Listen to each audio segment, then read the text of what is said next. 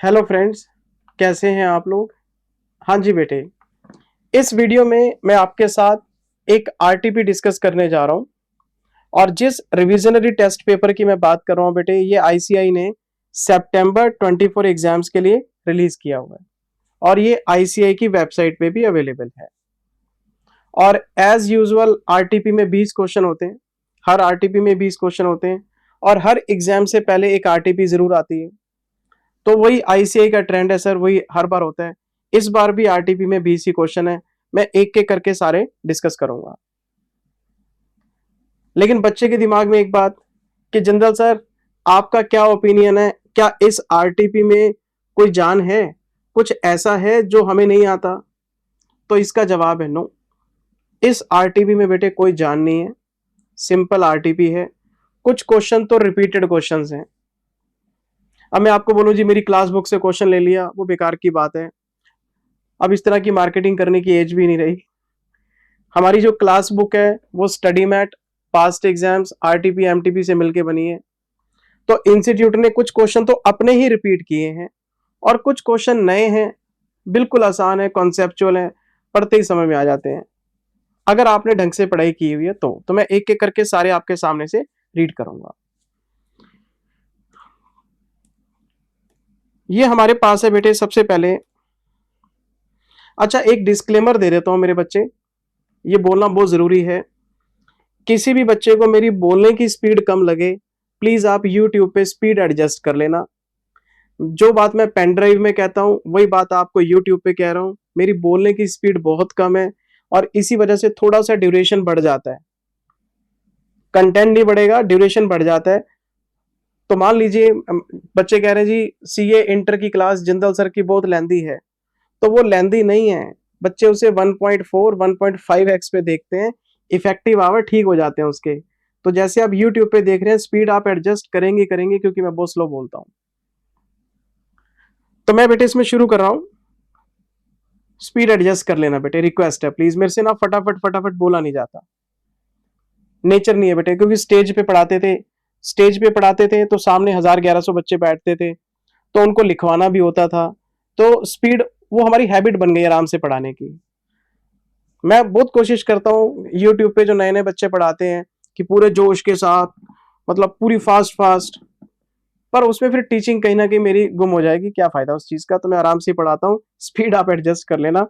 ये बेटे हमारा पार्ट नंबर 1 है एमसीक्यू का, मल्टीपल चॉइस क्वेश्चन है जी। ये कह देते हैं जी केस सिनेरियो है, तो प्रैक्टिकल क्वेश्चन ही स्टडी कर लेते हैं किस चीज पे। आइए मैं आपको क्वेश्चन चेक कराता हूँ मेरे बच्चे। ये क्वेश्चन नंबर 1 AS9 पे है। एक बच्चे ने मुझे व्हाट्सएप भेजा कि सर जिंदल सर, ये क्वेश्चन आपने कवर नहीं किया हुआ, आप ध्यान से चीजें नोट ही नहीं करते। स्टडी मैट के कुछ क्वेश्चन हमारी बुक में टाइप होने रह गए थे क्योंकि आईसीआई ने बाद में ऐड किए थे। तो मैंने उसका एक सेपरेट वीडियो आपके गूगल ड्राइव पेन ड्राइव में भेजा था आपको। AS9 के 2 question test your knowledge study mat screen पे लगा के कराए थे आपको। ये वो क्वेश्चन है, ये स्टडी मैट का टेस्ट योर नॉलेज का क्वेश्चन है। बस पॉइंट क्या है, यहाँ पे क्वेश्चन बना दिया, नीचे एमसीक्यू बना दिए। क्वेश्चन किया हुआ है हमारा। मैं फिर भी आपको एक बार आपकी नजर से निकलवा देता हूँ। और मैं बच्चे को क्लास में कहता भी हूँ कि अगर कोई क्वेश्चन मैं स्टडी मैट से डायरेक्ट करा रहा हूँ और वो क्लास बुक में नहीं है, तो अपनी कॉपी में लिख लेना कि ये रिवीजन में आने चाहिए कि स्टडी मैट से सर ने ये क्वेश्चन और एक्स्ट्रा में कराए थे। याद आया? AS9 test your knowledge. आप अपना स्टडी मैट खोलो, उसमें मिलेंगे ये क्वेश्चन। आओ जरा पढ़ते हैं। अगर आपके पास वीडियोस अभी हैं, वैलिडिटी है, तो AS9 का लास्ट वीडियो चला के देखो, ये मिल जाएगा आपको। सुमन लिमिटेड कंपनी का नाम है, is in the business of manufacturing electronics equipment and selling these at various outlets. Suman company है जी, इलेक्ट्रॉनिक्स बनाती है और अपने अलग अलग स्टोर्स पे बेचती है। ठीक है जी, हमने कहानी सुन ली, बड़ा मजा आया कि कंपनी क्या करती है। It provides installation services for the equipment sold and also provide 1 year free warranty on all the sold products. जब इनके पास कस्टमर कोई इक्विपमेंट लेने आता है तो कस्टमर को कहते हैं इंस्टॉलेशन भी करवाएंगे और आपको 1 साल की फ्री वारंटी भी देंगे। अब जैसे मैंने वारंटी वर्ड यूज किया, दिमाग में आता है AS29। AS29 कहता है वारंटी के लिए प्रोविजन बनाओ, क्योंकि वारंटी का मतलब है अगर फ्यूचर में प्रोडक्ट डिफेक्टिव निकला तो आपको फ्री में रिपेयर करा के देंगे। तो फ्यूचर में पास्ट ट्रेंड के हिसाब से आपको रिपेयर का प्रोविजन बनाना चाहिए। मैं रिपेयर की बात ही नहीं कर रहा, मैं तो AS9 की बात कर रहा हूं। वारंटी तो पढ़ ली हमने। तो पॉइंट ये है, एक तो ये अपना इक्विपमेंट सेल करते हैं और दूसरा इंस्टॉलेशन सर्विसेज देते हैं। तो शायद आपको AS9 याद हो, हमने एक इंस्टॉलेशन सेल पढ़ी थी कि जब तक इंस्टॉलेशन कंप्लीट नहीं हो जाती हम रेवेन्यू रिकॉग्नाइज नहीं करेंगे। सेल की दो बेसिक कंडीशन होती हैं, ओनरशिप ट्रांसफर करो और गुड्स डिलीवर करो। बायर की रिक्वेस्ट उसकी एक्सेप्शन होती है, याद है ना आपको। अगर आपने गुड्स की ओनरशिप ट्रांसफर कर दी है बाय रेजिंग एन इनवॉइस, आपने इनवॉइस रेज कर दिया, ओनरशिप ट्रांसफर हो गई है। आपने गुड्स डिलीवर भी कर दिए, कंट्रोल भी ट्रांसफर हो गया, आप सेल बुक कर लो। लेकिन अगर इंस्टॉलेशन साथ में, तो इंस्टॉलेशन तीसरी कंडीशन हो जाती है। इंस्टॉलेशन जब तक फाइनलाइज नहीं होता आप सेल बुक नहीं कर सकते। याद है ना आपको तीसरी कंडीशन। तो ये इंस्टॉलेशन वाला क्वेश्चन है। एक बार मुझे आगे पढ़ने दो। Beach resorts are leading resorts in the city. अब किसी होटल पे आ गया। It purchased 5 air conditioners from Suman limited for its resort. अरे रिजॉर्ट है तो सेंट्रलाइज एसी होना चाहिए। कहता नहीं जी, 5 एसी खरीदे सुमन कंपनी से, 5 एसी। ठीक है, सुमन limited sold 5 AC to beach resort 45,000 each, which includes installation fees of 1,000 rupees for each AC। यहीं से सारा क्लेश स्टार्ट हो गया। 45,000 रुपए लिए हैं, इसके दो टुकड़े हैं। 44,000 रुपए AC के लिए ले रहे हैं और 1,000 रुपए इंस्टॉलेशन के लिए ले रहे हैं। अब इस क्वेश्चन में इसने अलग अलग प्राइस बता दिया कि AC का ये है, इंस्टॉलेशन का ये है। तो अब आप दो चीजें बेच रहे हैं, गुड्स की सेल भी हो रही है और सर्विसेज की सेल भी हो रही है। अगर ये ब्रेकअप नहीं होता आपके पास, ये 45,000 रुपए लमसम होते कि जी AC भी दे रहे हैं और इंस्टॉलेशन करा के देंगे, तो इंस्टॉलेशन की कंडीशन ऐड हो जाती। ऑनरशिप ट्रांसफर करो, डिलीवरी करो और इंस्टॉलेशन भी करके दो। अगर 45,000 रुपए लमसम होता और इसका ब्रेकअप ना होता कि AC के कितने, इंस्टॉलेशन के कितने, तो इंस्टॉलेशन सेपरेट सर्विस ना होती, वो इंटीग्रेटेड पार्ट होती। तो 3 कंडीशन चेक करते हैं हम, और जब तक इंस्टॉलेशन नहीं हो जाती रेवेन्यू बुक नहीं करते। लेकिन अब सेल अलग है, इंस्टॉलेशन अलग है, तो देख लेते हैं फिर। जिसकी कंडीशन पूरी हो जाएंगी वो रेवेन्यू आप पार्ट में बुक कर सकते हैं। आपको 45,000 रुपए रोकने को याद आया क्वेश्चन, हमने टेस्ट नॉलेज से कराया था मैंने आपको ये क्वेश्चन। ये वही पॉइंट आ गया अपना, इन्होंने अलग अलग प्राइस बताया। आप, मैं जरा आगे पढ़ता हूं क्वेश्चन। अब इसमें होगा क्या, मैं आपको पहले ही बता देता हूं। जो AC है वो डिलीवर हो जाएंगे, इंस्टॉलेशन पेंडिंग बचेगी, इंस्टॉलेशन अगले साल होगी और आपसे पूछेगा बताओ मैं कितना रेवेन्यू बुक करूं। और आप क्या करोगे, वो कॉमन प्रिंसिपल इंस्टॉलेशन वाला याद करके बोलोगे इंस्टॉलेशन तो यार पेंडिंग है, सेल तो नहीं बुक होनी चाहिए। प्राइस तोड़ के दे रखा आपको। AC की कंडीशन पूरी हो गई, AC का रेवेन्यू रिकॉग्नाइज करो, इंस्टॉलेशन पेंडिंग है, इंस्टॉलेशन को होल्ड कर लो। लेकिन अगर ये ब्रेकअप नहीं होता तो 45 के 45 होल्ड हो जाते, क्योंकि इंस्टॉलेशन इंटीग्रेटेड सर्विस। इतना प्यार से बेटे बताया था आपको AS9 में, ऐसा मत करो आप। चलो मैं आगे पढ़ता हूं। Company also offers 1 year warranty for any repair. Warranty आजकल सब देते हैं। द कंपनी ऑल्सो ऑफर्ड 500 पर AC एज ट्रेड डिस्काउंट। भाई साहब, ट्रेड डिस्काउंट तो इनवॉइस में से लेस होता है। हम सोच रहे थे 45,000 के दो टुकड़े हैं, 44,000 AC के हैं और 1,000 रुपए इंस्टॉलेशन के हैं, 500 रुपए और लेस करो। AC तो आपका 43,500 का ही रह गया भाई साहब। ट्रेड डिस्काउंट का सबको पता है कि ट्रेड डिस्काउंट बिल में रिफ्लेक्ट होता है, इनवॉइस में से कट के आता है। Cash discount profit and loss में जाता है। ट्रेड डिस्काउंट बिल में से कटता है, सेलिंग प्राइस में से कटता है। खरीदने वाला परचेज कॉस्ट में से माइनस करेगा, बेचने वाला सेलिंग प्राइस में से माइनस करेगा। ट्रेड डिस्काउंट हमेशा इसी तरह से कटता है। मुझे आगे पढ़ने दो। Beach resort placed order on 15th of March, 15 March, balance sheet बनने से 16 दिन पहले इन्होंने ऑर्डर प्लेस किया। पेमेंट हो गई है 20 मार्च को, पैसे भी पकड़ा दिए, ले जा भाई पैसे। The ACs were delivered on 27th of March। AC deliver हो गया 27 मार्च को, तो 31 मार्च आने से पहले पहले एसी डिलीवर हो गए, कहानी खत्म। जय श्री राम, भगवान का नाम लो, एसी का काम खत्म। The installation was completed on 5th April next year. Installation अगले साल हुई है, तो कोई बात नहीं। आप मुझसे पूछो जी कितना रेवेन्यू, मैं बोलूंगा 43,500 इंटू 5 एसी थे ना, ये किया हुआ क्वेश्चन है, मैं दोबारा करवा रहा हूं आपको। 217,500 ये रेवेन्यू आप 31 मार्च को बुक कर सकते हैं। कौन सा साल बताया जी आपको? अच्छा हाँ, 31 मार्च 24। और ये जो 5 एसी का 5,000 है, ये नेक्स्ट ईयर में आएगा। अगर ये मार्च 24 है तो करंट ईयर बनता है 23 24, नेक्स्ट ईयर बनता है 24 25। तो 5,000 रुपए इस साल में और 217,500 23 24 में। भाई 31 मार्च 2024 को साल खत्म हो रहा है, तो करंट ईयर बनता है 23 24।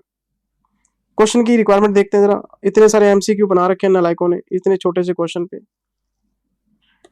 ये हमारा किया हुआ क्वेश्चन है स्टडी मैट से, टेस्ट योर नॉलेज से डिट्टो क्वेश्चन चिपका दिया, कोई बात नहीं, हमने पढ़ लिया, कोई बात ही नहीं बेटे, हमको घबराते थोड़ा ना, बताओ। How much revenue should be recognised by the company as on 31 March. ढूंढो जरा 217,500, ये रहा जी 217,500। ऑप्शन याद रखेंगे 2, बाद में मिला लेंगे कि आरटीपी का आंसर क्या है। हम इसके बी पार्ट में आ गए, देखो जी बी पार्ट में क्या कह रहा है। How much revenue should be recognised by the company in the next year 24 25, next year. तो 1000 इंटू 5, इंस्टॉलेशन का रेवेन्यू अगले साल देख लेंगे 5,000 रुपए। लो जी 1, मैं इधर लिख देता हूं 1, ए का 2, बी का 1। आगे चेक करते हैं और कितने एमसीक्यू हैं। ये आगे जी C point, what will be the accounting for trade discount. तो ट्रेड डिस्काउंट की अकाउंटिंग सबको पता है, बिल में से माइनस होना है, सेलिंग प्राइस में से माइनस होना है, पी&एल में थोड़ा ना जाता है, सेल और परचेज में रिफ्लेक्ट होता है। तो the same will be recognised separately in P and L. ये कोई कैश डिस्काउंट थोड़ा ना है, गलत बात। The trade discount are deducted in calculating the, अच्छा ये ठीक है, ये सही है सर। ट्रेड डिस्काउंट को रेवेन्यू कैलकुलेट करते वक्त माइनस करते हैं, ऑप्शन ये ठीक है। आगे भी पढ़ लेते हैं क्या लिखा हुआ है। Trade discount will be recognised after 1 year when the warranty will be, है पागलों वाली बात, ट्रेड डिस्काउंट का वारंटी से क्या लेना देना। Trade discount will be recognised after installation is, trade discount AC पे दे रहे हो, वारंटी और इंस्टॉलेशन से क्या लेना देना। ऑप्शन बी कहते रेवेन्यू में से इसको डिडक्ट करो। तो 44,000 में से 500 माइनस करके 43,500 आए थे, आपको पता है इस बात का। तो इसका आंसर है ऑप्शन 2, बाद में टैली कर लेंगे हम। आगे क्वेश्चन क्या कहता है जी, हम आगे डी पॉइंट में, लो जी डी पॉइंट में आते हैं।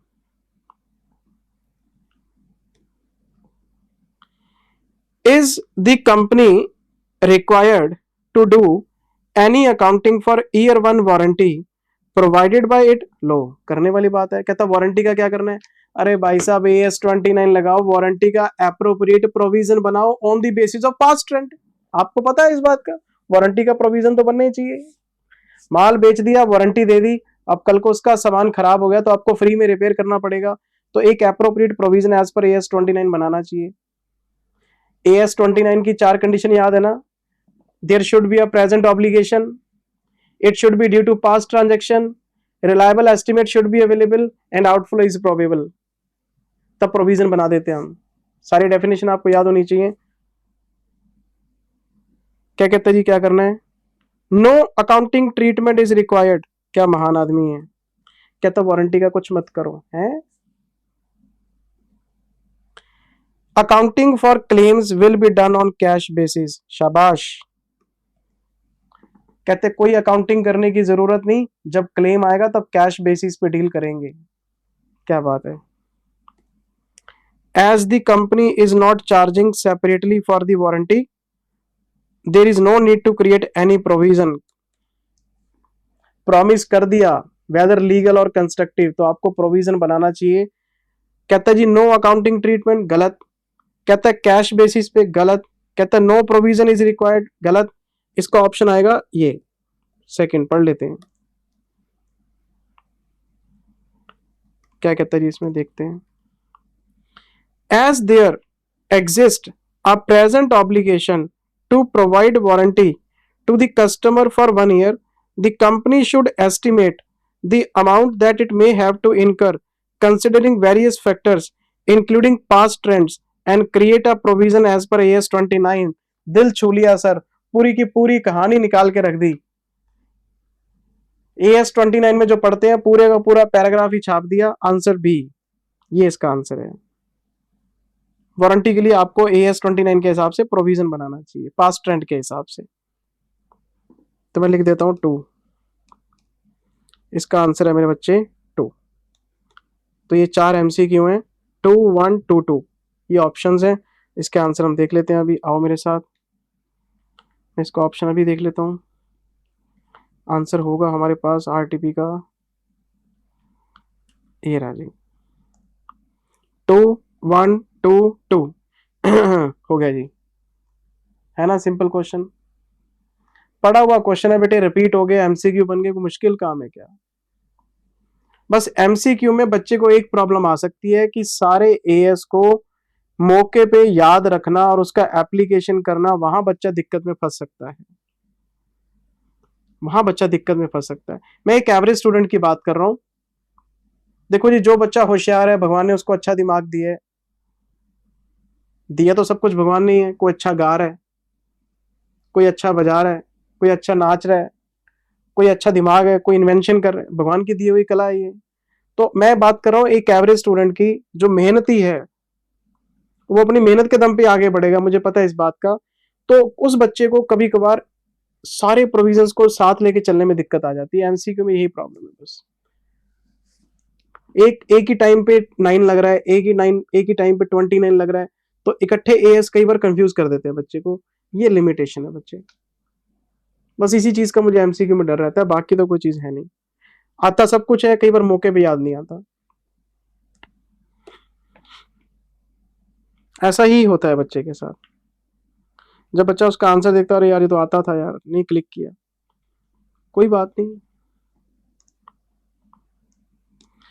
बच्चों के बीच में मैं कभी कंपैरिजन नहीं करता, क्योंकि सब भगवान की तरफ से हो रहा है। एक हमारे पास MCQ और है सर, क्वेश्चन नंबर 2। एज पर AS2, inventories include materials awaiting use in production process. What should be included in inventories from the following? आपको AS2 के हिसाब से ये बताना है कि नीचे बताए गए कौन से मटेरियल में से इन्वेंट्री में इंक्लूड होने वाला मटेरियल है। ऐसा कौन सा मटेरियल है जो इन्वेंट्री की कॉस्ट में आएगा, ये बता रहा है आपको। तो अभी ढूंढ लेते हैं। तो जो मटेरियल प्रोडक्शन प्रोसेस का पार्ट है, सारे बच्चों को पता है AS2 में 3 कॉस्ट आती हैं, डायरेक्ट मटेरियल, डायरेक्ट वेजेस और फैक्ट्री ओवरहेड। आती अदर कॉस्ट भी है, वो हम पढ़ते हैं, वो लिमिटेड उसका एप्लीकेशन आता है। वैसे तो फॉर्मूला था direct material plus conversion cost. Conversion cost के 3 टुकड़े होते हैं, वेजेस, फैक्ट्री ओवरहेड और अदर कॉस्ट। फैक्ट्री ओवरहेड के फिर 2 होते हैं, फिक्स्ड और वेरिएबल। पूरी कहानी याद है ना आपको। तो फैक्ट्री की 4 दीवारी में जो खर्च होगा वो फैक्ट्री ओवरहेड्स का पार्ट है। चलो आगे देखते हैं जरा एक बार ए पॉइंट में। Secondary packaging material required for transporting and forwarding the material. No, आपने फैक्ट्री में गुड्स बनाए, फैक्ट्री से गुड्स बन के शोरूम में चले गए, शोरूम पे ऑर्डर आया, आपने कस्टमर को माल भेजा, तो उसको रैप कर दिया आपने। मैं एग्जांपल बताता हूं। मैंने अर्बन लैडर से एक सोफा खरीदा, मैं किसी शॉपिंग मॉल में गया, अर्बन लैडर का मेरे को स्टोर नजर आया, मैंने उनको एक सोफा ले लिया, मैंने बोला घर पे भेज देना। उन्होंने अच्छी तरह से उसको पन्नी वन्नी में लपेट के ट्रक में चढ़ा के घर भेज दिया। तो क्या सोफे को बनाने से रिलेटेड है या उसको बेचने से रिलेटेड है? क्योंकि अगर वो डैमेज हो गया मैं एक्सेप्ट ही नहीं करूंगा। तो जो पैकिंग मटेरियल ट्रांसपोर्टेशन के टाइम पे आता है कि कस्टमर की साइट तक माल पहुंचाना है। अब कलकत्ता से दिवाली के टाइम पे माता लक्ष्मी और गणेश जी की मूर्तियां आती हैं और दिल्ली में सर बहुत क्रेज है। ठीक है जी, मेरी बात समझ रहे हो? तो वो पैक होके आती होंगी बहुत बबल रैप में, और वो सारा मटेरियल प्रोडक्शन से रिलेटेड थोड़ा ना है। और प्रोडक्शन में तो फैक्ट्री माल बन के तैयार है, वो तो ट्रांसपोर्टेशन, वो तो पैकिंग। अब अमेजोन से माल आ रहा है, पैक होके आ रहा है उसका प्रोडक्शन से क्या लेना देना? Spare part, servicing equipment, stand by equipment, नहीं सर। क्यों जिंदल सर? क्योंकि ये दो तरह का होता है, एक होता है रेगुलर, एक होता है स्पेसिफिक। मैंने दो जगह लिखवाया था, AS2 में भी लिखवाया था, AS10 में भी लिखवाया था, चेक कर लो कॉपी आपकी। इसको लूज टूल बोला था हमने। अगर रेगुलर यूज किए हैं तो 2 लगेगा, और अगर स्पेयर पार्ट स्पेसिफिक है, किसी एक ही मशीन में यूज होते हैं, तो AS10 लगेगा PPE। पर क्वेश्चन तो साइलेंट है, इन्होंने बस लिख दिया स्पेयर पार्ट वगैरह, और ये बता ही नहीं रहा कि रेगुलर यूज का है, स्पेसिफिक का है। तो मैं इसको रेगुलर यूज कैसे मान लूं? अगर रेगुलर यूज होता तो क्वेश्चन लिखता, तो मैं इसको AS2 में सप्लाईज में ले जाता। क्वेश्चन साइलेंट है, तो पढ़ने से लग रहा है यार ये तो इक्विपमेंट्स हैं, तो PPE है। अगर कह रहता regular use for all the departments, मैं अभी इसको आंसर में टिक मार देता इसके ऊपर। ढंग से बताया नहीं सर। अजम्पशन तो दूसरी भी हो सकती है, आप ये अज्यूम कर रहे हो, हम ये अज्यूम कर लें, तो आपको बाकी के ऑप्शन देखने पड़ेंगे। अगर आपको कोई एप्रोप्रिएट आंसर नहीं मिला, हम वापस आ जाएंगे बी पार्ट पे। लेकिन अगर एप्रोप्रिएट आंसर मिल गया तो फिर मैं बी को छोड़ दूंगा, क्योंकि बी डाउटफुल है। मैं आगे चलता हूं। पब्लिसिटी मटेरियल, अरे नहीं भाई साहब, ये तो एडवर्टीजमेंट कॉस्ट है। एडमिनिस्ट्रेशन और सेलिंग ओवरहेड्स तो आते नहीं कॉस्ट के अंदर। Primary packaging material which is essential to bring an item of inventory to its saleable condition, for example bottles, cans, etc. in case of food and beverages industry. Yes, answer is right. मेरे एक friend है कपिल त्यागी जी, उन्होंने अभी रुड़की में एक beer का plant लगाया है, बियर बनाते हैं सर। मेरे को कहते चल यार प्रवीण तेरे को मैं फैक्ट्री दिखा के लाता हूं अपनी। मेरे को रुड़की ले गए सर, बहुत बड़ा प्लांट था, बियर बन रही है, और वहां पे बॉटल्स में और कैंस में पैक, उन्होंने लाइव देखा उसको। अब मुझे बताओ फैक्ट्री में अगर कैन पैक नहीं होगा तो कहाँ पैक होगा? वो जो प्रोडक्ट बनाया है, जो बेवरेज बनाया है, वो ऐसे थोड़ा ना गैलन में भर लिया और लोगों को गैलन में बांटते फिरते हैं। उसको पैक तो करना पड़ेगा ना। प्राइमरी पैकेजिंग मटेरियल वो प्रोडक्शन प्रोसेस का पार्ट है। तो ये आपका आंसर है सी। ये आपका AS2 के हिसाब से ये फैक्ट्री ओवरहेड्स में आ जाएगा, ये फैक्ट्री कॉस्ट का पार्ट है।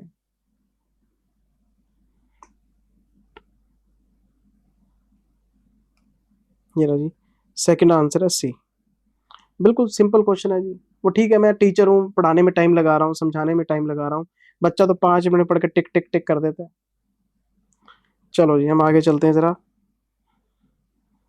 मैं आ गया क्वेश्चन नंबर 3 में। ये जो क्वेश्चन नंबर 3 है, देखते हैं जरा क्या है। वैसे ये AS2 का क्वेश्चन है। Kirti limited is in the business of manufacturing computers. Company computer बनाती है जनाब, कंप्यूटर बनाती है, ठीक है। During the year ended March 24, बिल्कुल ठीक है, March 24, the company manufactured 550 computer, 550 computer इन्होंने बनाए हैं। It has policy of valuing finished goods at a standard cost of 1.8 lakh per computer. एक कंप्यूटर को 1,80,000 पे वैल्यू करते हैं, ये इनका स्टैंडर्ड है। अगर 550 कंप्यूटर हैं और एक कंप्यूटर 1,80,000 पे वैल्यू करते हैं, तो मुझसे ये पूछेगा कि बताना जरा एक कंप्यूटर की कॉस्ट पड़ती कितनी है, क्या ये 1,80,000 रुपये सही वैल्यू कर रहे हैं। अभी क्रॉस चेक कर लेते हैं। मटेरियल 400 का है जी, लो। लेबर 250 की है, ये लो। वेरिएबल प्रोडक्शन ओवरहेड 150 के हैं, ये लो। फिक्स्ड ओवरहेड्स हैं, लेकिन उसमें इंटरेस्ट इंक्लूड है 100 का, 100 लेस करो इसमें से, ये 190 आ गया। लगाओ इसका टोटल। आपको मैंने AS2 में एक चीज बताई थी, items to be excluded from the cost. Cost में क्या क्या नहीं आता, याद है आपको? एडमिनिस्ट्रेशन ओवरहेड नहीं आते, सेलिंग ओवरहेड नहीं आते, एबनॉर्मल लॉस नहीं आता, स्टोरेज कॉस्ट नहीं आती, इंटरेस्ट नहीं आता, except AS16 which is incurred for the acquisition of qualifying assets. पूरी कहानी सुनाई थी आपको मेरे बच्चे। तो यहाँ पे जो ब्याज है हमने बाहर निकाल दिया। अगर कहता कि क्वालिफाइंग एसेट है मैं ऐड कर लेता, क्वालिफाइंग एसेट नहीं है तो बाहर निकाल दिया। ब्याज हमेशा ही बाहर होता है, क्योंकि ब्याज एक फाइनेंसिंग कंपोनेंट है, इसका प्रोडक्शन से लेना देना नहीं है। लगाओ इसका टोटल। 400 और 400 800 990 बन गया जी ये। अगर 990 लाख रुपए हैं, 550 का 550 कंप्यूटर आपने बनाए हैं, तो 1.8 बिल्कुल करेक्ट है सर। कंपनी जो इस वैल्यू पे स्टॉक दिखा रही है बिल्कुल करेक्ट है, करेक्ट वैल्यूएशन है। हमने सारे खर्चों का हिसाब लगा के देख लिया, प्रोडक्शन देख ली, 180 का ही पड़ता है और 180 में दिखा रहे हैं, बिल्कुल सही है। और अगर मैं इसका आंसर आपको RTP से दिखाऊं मेरे बच्चे, ये देखो, ये इसका RTP का सॉल्यूशन है। 1 2 3 4 टोटल 550, 1.8 बिल्कुल करेक्ट वैल्यूएशन है। कॉस्ट पर कंप्यूटर बिल्कुल सही है।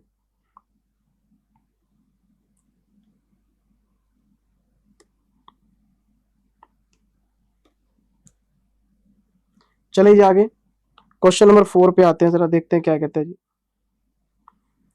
हम जरा क्वेश्चन में वापसी करते हैं। अरे भाई साहब, ये तो डिट्टो क्वेश्चन आ गया। आप ऐसा करो, क्लास बुक में जाओ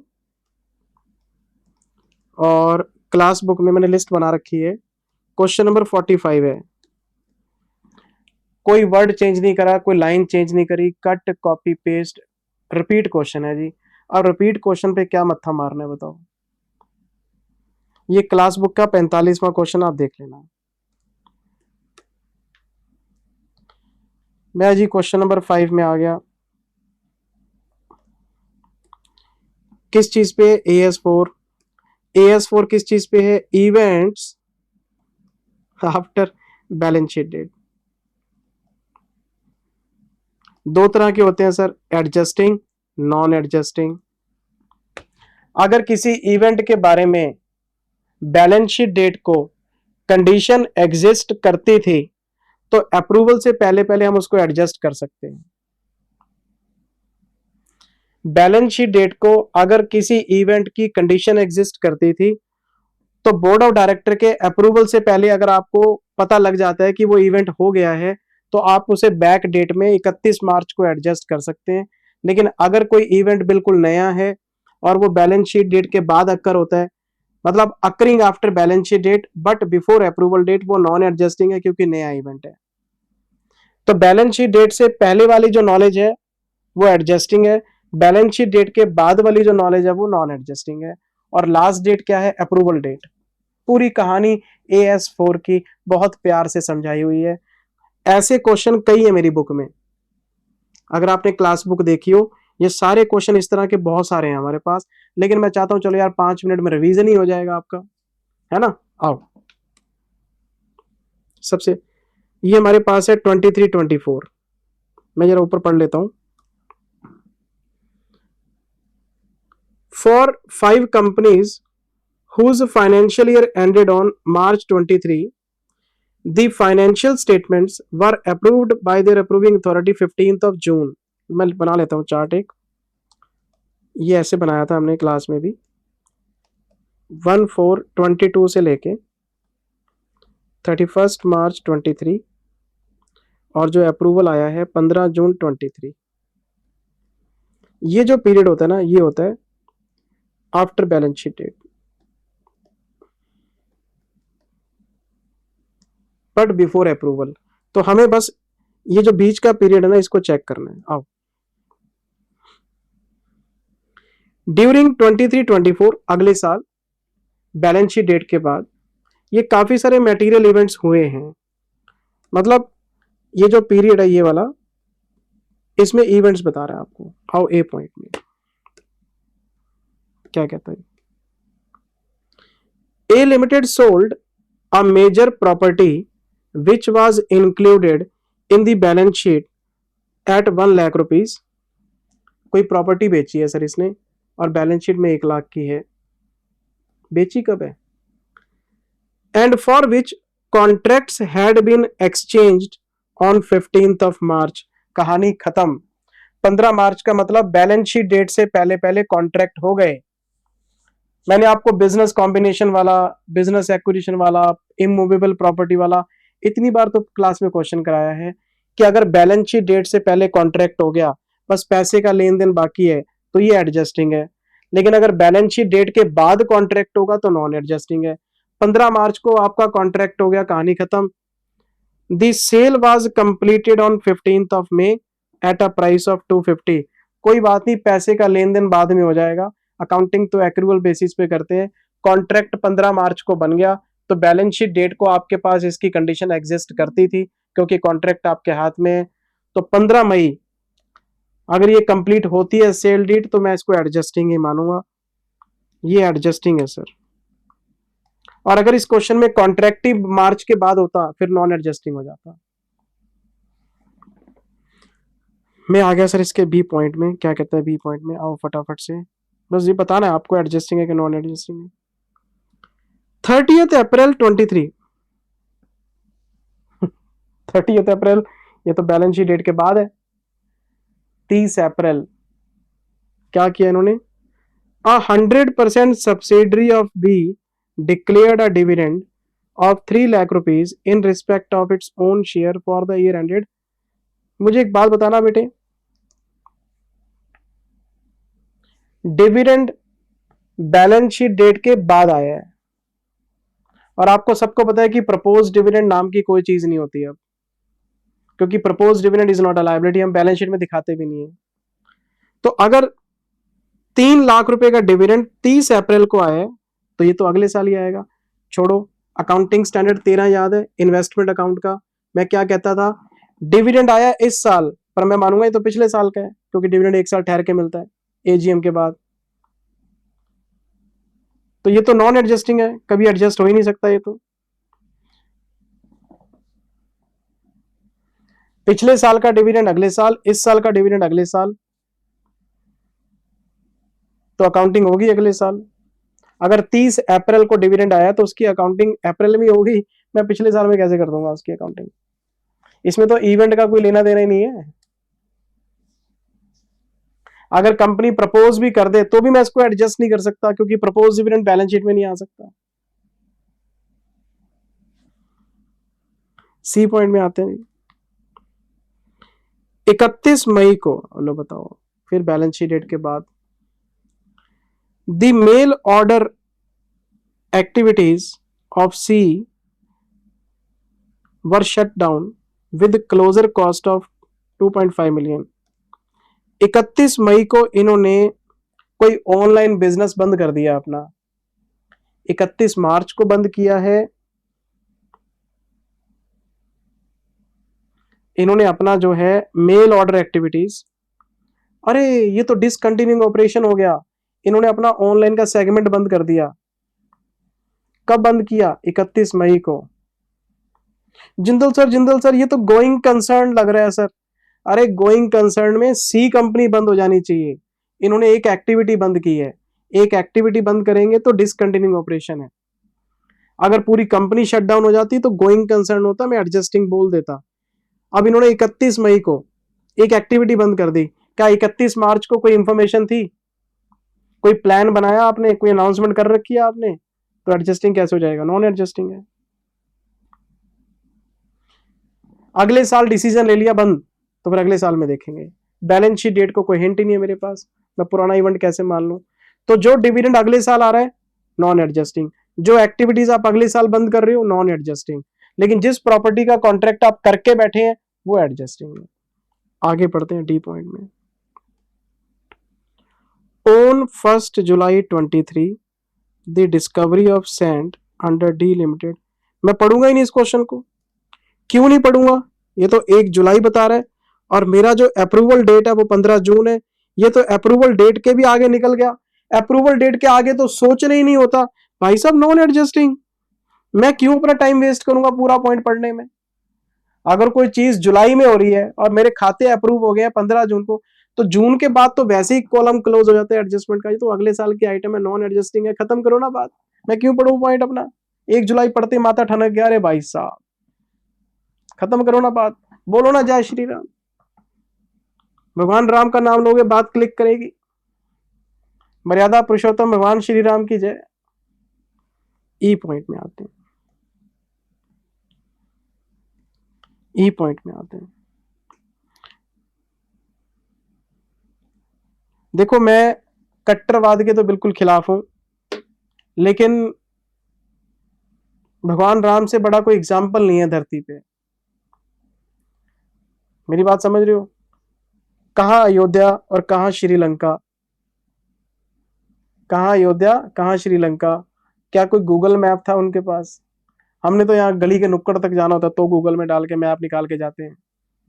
ना कोई सड़कें ना कोई मैप, कैसे पहुंचे? समंदर पे पुल बना दिया। मेरी बात समझ रहे हो? चलो लोग हर चीज को चैलेंज करते हैं, बुद्धि तो है ही नहीं।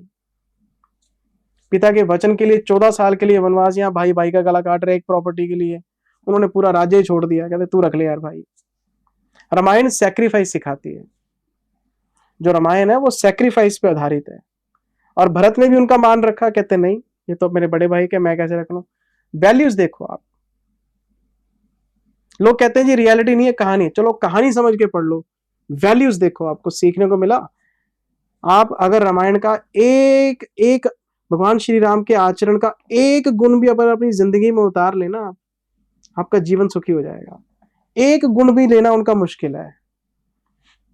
मेरी बात समझ रहे हो? यूट्यूब पे बैठ के क्रिटिसाइज करना बड़ा मुश्किल है सर। अ फायर ऑन 2 अप्रैल। अरे भाई साहब फायर की बात मत करो।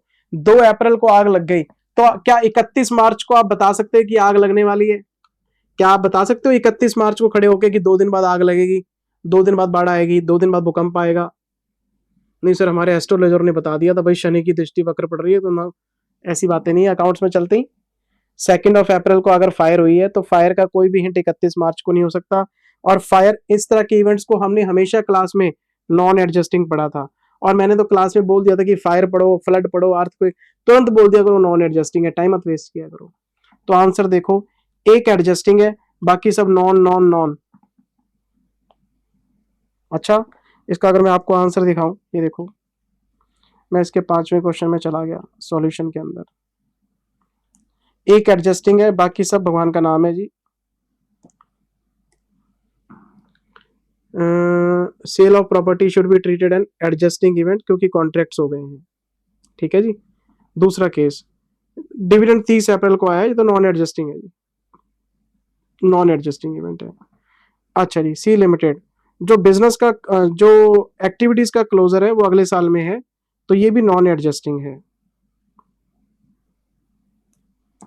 जो इवेंट है वो तो अप्रूवल्स के भी बाद हुआ है, अप्रूवल के भी बाद हुआ है, तो इसका तो एडजस्ट होने का सवाल ही नहीं पैदा होता।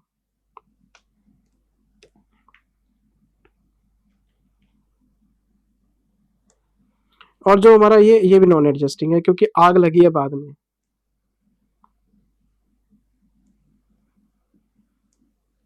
आग लगी है बाद में। एक एडजस्टिंग, बाकी सब नॉन एडजस्टिंग। मैं आ गया जी क्वेश्चन नंबर 6 में। पीछे चलता हूं। 20 क्वेश्चन है सर, अभी हम 6th पे पहुंचे, कोई बात नहीं। पौड़ी पौड़ी चढ़ता जा, जय माता दी करता जा, है ना, मंजिल पे पहुंच ही जाएंगे। ये रिपीट क्वेश्चन है बेटे, इसके लिए आप क्लास बुक में जाएं।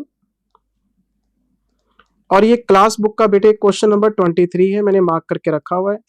ये देखो मेरे पास लिस्ट बनी हुई है, मैंने सारे क्वेश्चन मैच किए थे। तो जो क्वेश्चन रिपीट है बेटे उस पर क्या मत्था मारना है। पिछला क्वेश्चन भी रिपीट था, वो बस रिवीजन होगा चलो हमारा। ये तो पढ़ ही लेना बेटे, सिंपल क्वेश्चन है। ये भी हमारा रिपीट क्वेश्चन है, कट कॉपी पेस्ट। बस क्लास में क्या है, इसके पीछे एक जीरो और लगी हुई है, इन्होंने एक जीरो उड़ा दी, बाकी सारा क्वेश्चन सेम है। ये कंस्ट्रक्शन कॉन्ट्रैक्ट का क्वेश्चन है जी, ये हमारी क्लास बुक का। आप क्लास बुक में जाओ और क्वेश्चन नंबर 9 पढ़ो। पढ़ने की जरूरत ही नहीं है, किया हुआ है आपने।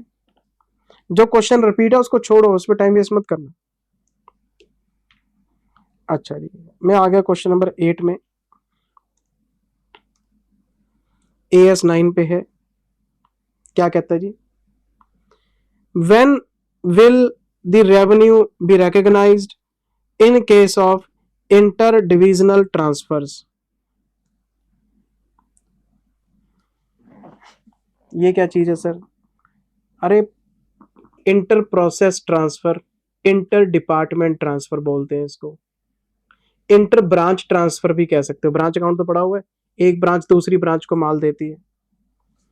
मान लो मेरे पास है B1 और एक है B2, ब्रांच 1 ने गुड्स ब्रांच 2 को भेजे, तो ये ब्रांचेस हेड ऑफिस के लिए क्या हैं, दो पॉकेट्स हैं। ये ब्रांच 1 का मालिक कौन है, HO, ब्रांच 2 का मालिक कौन है, HO।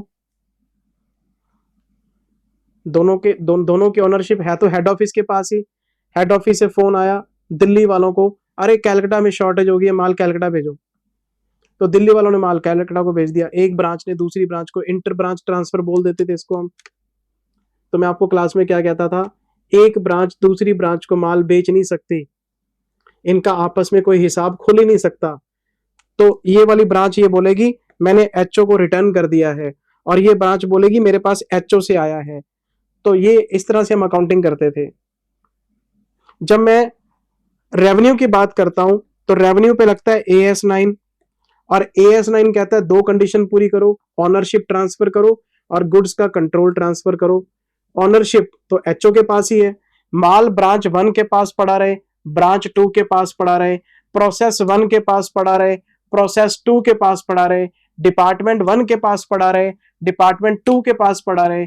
माल तो HO का ही है, मालिक तो HO ही है। क्या ऑनरशिप ट्रांसफर हुई? ऑनरशिप तब तक ट्रांसफर नहीं होगी जब तक आप थर्ड पार्टी को माल नहीं बेचोगे मेरे भाई, मेरे बच्चे। जब तक माल थर्ड पार्टी को बिकेगा नहीं, जब तक आप माल कस्टमर को बेचोगे नहीं, तब तक ऑनरशिप ट्रांसफर नहीं होगी। मेरे घर की बात है, दिल्ली से माल उठा के बॉम्बे भेज दिया, बॉम्बे से उठा के मैंने कलकत्ता भेज दिया, लेकिन माल तो मेरा ही घूम रहा है, तो ऑनरशिप ट्रांसफर हुई नहीं। जब ऑनरशिप आप किसी को दे ही नहीं रहे हो, मेरे अंदर ही माल घूम रहा है सर। मान लो दिल्ली में मेरे 10 सेंटर हैं और किताबें घूम रही है मेरी 10 सेंटरों पे, मेरा ही माल है 10 जगह घूम रहा है, क्या क्या उससे रेवेन्यू बुक हो जाएगा? तो ये जो इंटर डिविजनल ट्रांसफर है, ये AS 9 की कंडीशंस को पूरा नहीं करता। रेवेन्यू काहे का? No revenue can be recognised. छोटा सा आंसर है इसका। पहले AS 9 की कंडीशन लिखोगे, फिर आप लिखोगे इंटर डिविजनल ट्रांसफर तो विद इन द कंपनी होता है। There is no transfer of ownership to the outside party, so revenue cannot be recognised for inter divisional. ये रेवेन्यू होता ही नहीं बेटे। चलो छोड़ो, AS 17 याद है सेगमेंट रिपोर्टिंग का, इंटर सेगमेंट सेल को हम एलिमिनेट करते थे टोटल कॉलम में जाने से पहले। अब तो क्लिक करना चाहिए, और मैंने वहां भी समझाया था कि एक सेगमेंट दूसरे सेगमेंट को माल बेच रहे हैं, ये तो एलिमिनेट होता है, ये कोई सेल थोड़ा ना होती है। सेल वो होती है जो कस्टमर को करते हैं। तो टोटल का कॉलम जो इंटर सेगमेंट सेल को एलिमिनेट करने के बाद आता है, हम उसको रेवेन्यू मानते नहीं। इतनी जगह इतनी बार अलग अलग जगह बताया बेटे, बस वो कई बार रिकॉल नहीं हो पाता, नाम बदल जाता है, उसकी टर्म बदल जाती है। यार इंटर डिविजनल ट्रांसफर, अरे इंटर सेगमेंट सेल है, inter department sale, inter branch सब पढ़ा हुआ है हमने, बस नाम बदल के पढ़ा हुआ है। क्लिक करने की बात है। ये देखो, ये हमारा बेटे इसमें 8वां क्वेश्चन है। इसका सॉल्यूशन चेक कराता हूं आपको मेरे बच्चे, हमको डरते थोड़ा ना है, सब कुछ पढ़ा हुआ। जब the accounting standard board of ICI, हाँ मैं इसी का मेंबर था, मेरी यादें ताजा हो गई। अकाउंटिंग स्टैंडर्ड बोर्ड में मैं रहा हूं एज अ स्पेशल इनवाइटी। क्या टाइम था।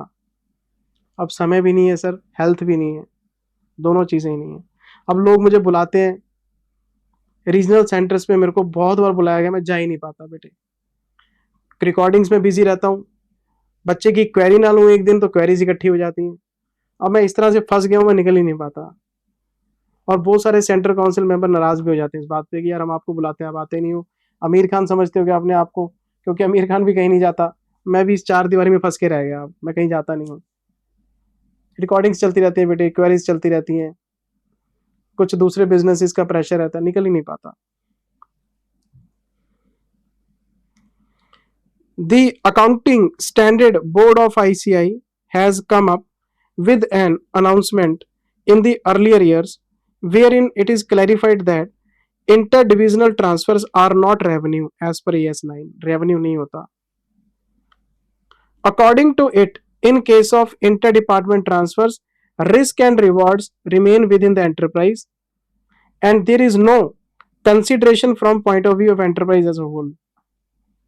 कुछ हुआ ही नहीं, यहां से माल उठा के यहां रख दिया, सेल का आएगी, कोई ऑनरशिप ट्रांसफर नहीं हुई, कोई पैसे नहीं आए, कुछ नहीं हुआ।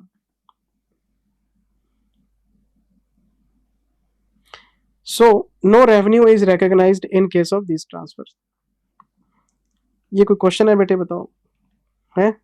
ये कोई क्वेश्चन है? बच्चा कोई जी मेरे को आता नहीं। चलो जी आगे चलते हैं, क्वेश्चन नंबर 9 में आ गए हम।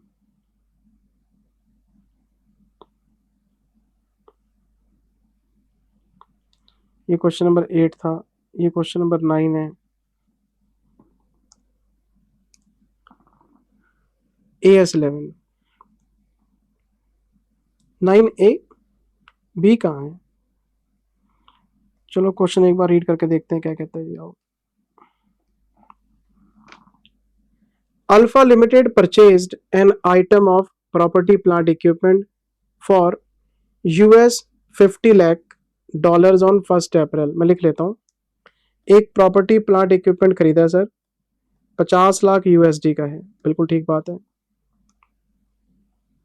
1/4/23 को खरीदा है, ठीक है। Same was fully financed by the foreign currency loan, repayment in 5 equal instalments annually. Okay, foreign currency loan भी लिया है 50 लाख USD का, और इसको डिवाइड करेंगे 5 ईयर से, तो 10 लाख USD आपको हर साल पे करने, कर देंगे जी। 10 लाख 10 लाख 10 लाख 5 इंस्टॉलमेंट देनी है।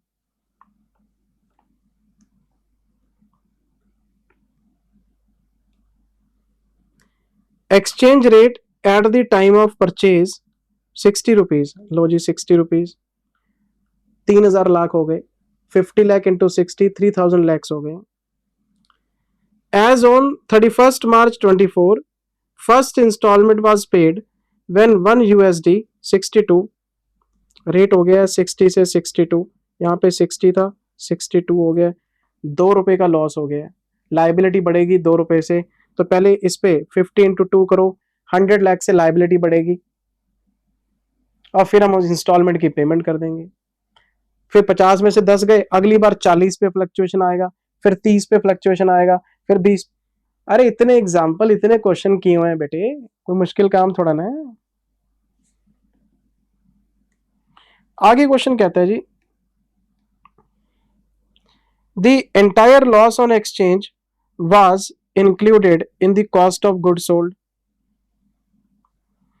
हमारे पास है PPE, हमारे पास है लोन, और इन्होंने क्या किया, एक्सचेंज फ्लक्चुएशन को उठा के कॉस्ट ऑफ गुड सोल्ड में डाल दिया। मैं अभी चर्चा करूंगा इस पे, पैराग्राफ 46A की। घंटी बज जानी चाहिए, जनरल सर क्या बोलने वाले हैं, बहुत टाइम लगाया था हमने। Alpha limited normally provides depreciation on property plant equipment 20% WDV basis. 20% depreciation, पता क्यों पूछ रहे हैं? जितना भी एक्सचेंज फ्लक्चुएशन आएगा वो आपको पता है एसेट में कैपिटलाइज होगा, फिर उस पर 20% डेप्रिसिएशन लगेगा। पैराग्राफ 46 से याद है? कुछ लोग कह रहे हैं हट गया हट गया हट गया, और मैंने आपको क्लास में बताया था एक्सचेंज फ्लक्चुएशन कैपिटलाइज करना ही पड़ेगा आपको इसमें, तो वो कॉस्ट ऑफ गुड सोल्ड में नहीं जाना चाहिए, वो PPE की कॉस्ट में जाना चाहिए। And exercised the option to adjust the cost of asset for exchange difference arising out of loan restatement and payment. Calculate the amount of exchange loss and its treatment and depreciation. कोई मुश्किल काम है बेटे? क्या 5 साल की accounting है? अरे 1 साल की अकाउंटिंग है, बस 1 साल की अकाउंटिंग है।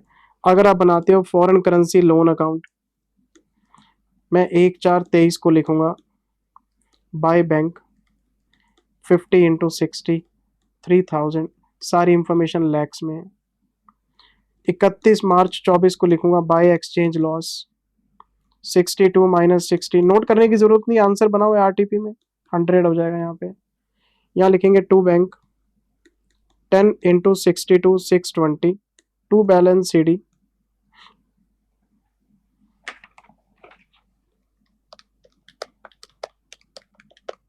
2480। लो जी, लोन अकाउंट बन गया। पहले 50 का लोन लिखा, उसे 60 पे कन्वर्ट किया आपने, फिर 2 रुपये का एक्सचेंज लॉस लिखा, फिर आपने 62 के हिसाब से 10 लाख की पेमेंट करा दी, बाकी बैलेंस आ गया। आपको पता है ये 40 इंटू 62 होगा 2480। अब मैं अगले अकाउंट में आ गया, ये हमारे पास है एसेट अकाउंट 1/4/23, हम लिखेंगे जी to foreign currency loan 3000, entry pass होगी asset account debit to loan क्योंकि फाइनेंस कराई है आपने 50 इंटू 60। अब हम लिखेंगे टू एक्सचेंज लॉस 100, यहाँ लिखेंगे बाय डेप्रिसिएशन 3100 का 20% बताओ कितना, 620, बाकी बैलेंस आ जाएगा। ये कोई क्वेश्चन है बेटे? और हम इस पे लिखेंगे कि जो एक्सचेंज फ्लक्चुएशन इन्होंने कॉस्ट ऑफ गुड सोल्ड में डाला है वो गलत है, क्योंकि ये लोन एसेट के लिए लिया गया है तो एसेट की कॉस्ट में कैपिटलाइज होगा। मैं आपको इसका आंसर चेक कराता हूँ। क्वेश्चन नंबर 9 है, ये रहा जी।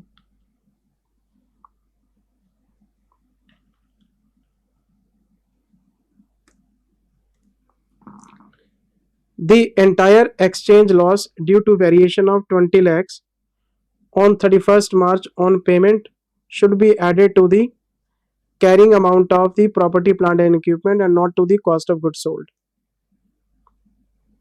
Further depreciation on unamortized should be provided.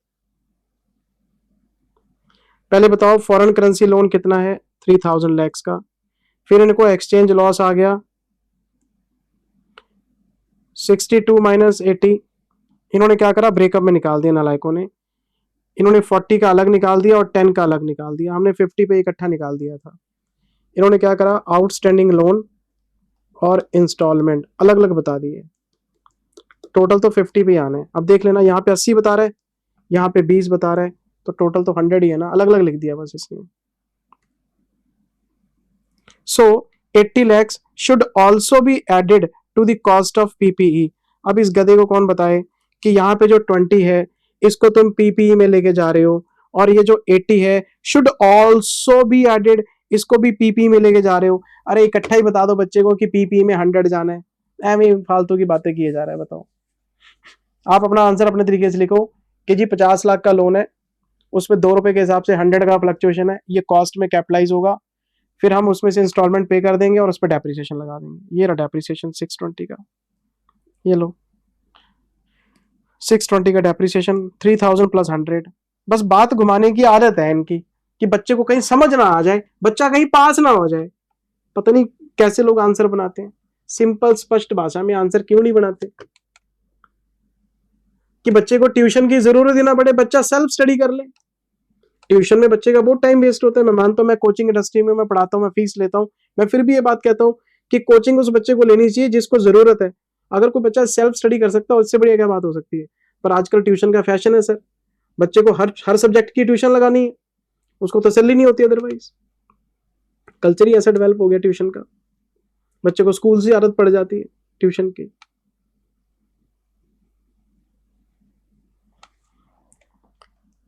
क्या करें, एजुकेशन सिस्टम ही हमारा ऐसा है, बेकार किताबें, बेकार स्टडी मटेरियल। ये जिम्मेदारी आईसीआई की है कि सेल्फ एक्सप्लेनेटरी मटेरियल बनाए और बच्चा घर बैठ के आराम से पढ़ ले, उसको ट्यूशन की जरूरत ही ना पड़े। ये बात मैं खुद कह रहा हूँ, लोग डराते हैं कोचिंग में नहीं आओगे तो तुम पास नहीं होगे। मैं खुद कह रहा हूँ यार, बच्चा सेल्फ स्टडी करे तो बढ़िया है, उसका टाइम बचता है। AS 12 क्वेश्चन नंबर 10 में आ गया, ग्रांट का क्वेश्चन है। अच्छा, energy limited okay has acquired a generator on 1 April 23 for 100 lakhs। मैं लिख लेता हूं, 1 अप्रैल 23 एक एसेट खरीदा गया है 100 lakhs का। तो ग्रांट फॉर एसेट्स को क्या करते हैं, एसेट की कॉस्ट में से माइनस करते हैं, या फिर उसको डेफर्ड में डाल के उसको अमोर्टाइज करते हैं। दो ही तरीके होते हैं डेप्रिशिएबल एसेट के। On 2 April it applied to Indian renewable energy development authority for a subsidy. Grant के लिए अप्लाई किया इन्होंने। This subsidy was granted in June 24। जय श्री राम। मैं क्लास में हमेशा कहता हूं सरकारी काम है, सरकारी काम कोई भरोसा नहीं। तो 23-24 निकल गया, ग्रांट आई है नेक्स्ट ईयर। तो मैंने क्लास में ऐसे एग्जांपल भी कराए थे कि ग्रांट 2 साल बाद आई है, ग्रांट 3 साल बाद आई है, तो इसमें ग्रांट आई है 1 साल बाद। तो यहाँ पे जो डेप्रिसिएशन निकलेगा वो तो फुल वैल्यू में निकलेगा। अगले साल ग्रांट आएगी, उसको कॉस्ट में एडजस्ट कर लेंगे और फिर जो बचेगा उसको डेप्रिशिएट करेंगे।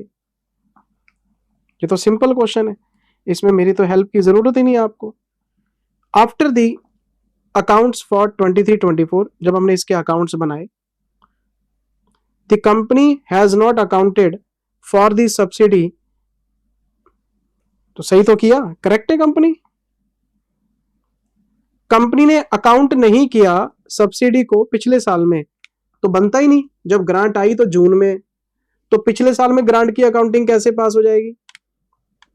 नहीं जिंदल सर, आपने बताया था क्लास में ग्रांट एक्रूअल बेसिस पे भी रिकॉर्ड हो सकती है। अगर आपको लगे कंडीशन पूरी हो जाएंगी, कलेक्शन हो जाएगा, तो ग्रांट को एक्रूअल बेसिस पे ले लो। तो क्या क्वेश्चन ने बताया आपको कि कंडीशन पूरी हो जाएंगी, कैश आ जाएगा? और मैंने क्लास में स्पेशली बोला था ये सिर्फ कहने की बात है, ग्रांट की अकाउंटिंग कैश बेसिस पे होती है। सरकारी काम है, पता नहीं कब ग्रांट आएगी। आप सपना संजो के बैठे हो, रिसीवेबल बेसिस पे ग्रांट बुक कर ली, आई नहीं ग्रांट। और मैं अपने कॉलेज का एग्जाम्पल भी दिया था कि पंजाब के सीएम ने 5 लाख की ग्रांट दी थी, आज तक नहीं आई। मैं प्रिंसिपल साहब से कई बार कंफर्म कर लिया, कहते यार पॉलिटिशियन ऐसे ही करते हैं, आती नहीं ग्रांट, क्या करोगे रिकॉर्ड करके। पूरी कहानी हमारी डिस्कस हुई है। तो कंपनी का ट्रीटमेंट बिल्कुल करेक्ट है। ग्रांट आई जून में, अगले साल तो अकाउंटिंग अगले साल बनती है, पिछले साल में अकाउंटिंग बनती नहीं है। Is this a prior? No, it's not a prior period item, it's not an accounting mistake. Company has done the accounting treatment in relation to the given grant correctly। बिल्कुल ठीक किया कंपनी ने। काहे की गलती है भाई?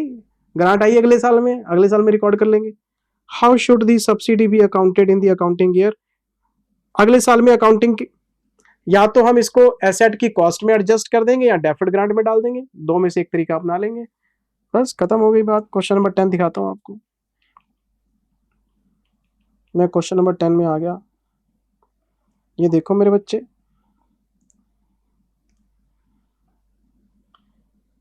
Whether a subsidy applied to be classified as BPI as per AS5 depends upon whether the company has committed an error। क्या कंपनी ने कोई गलती की है?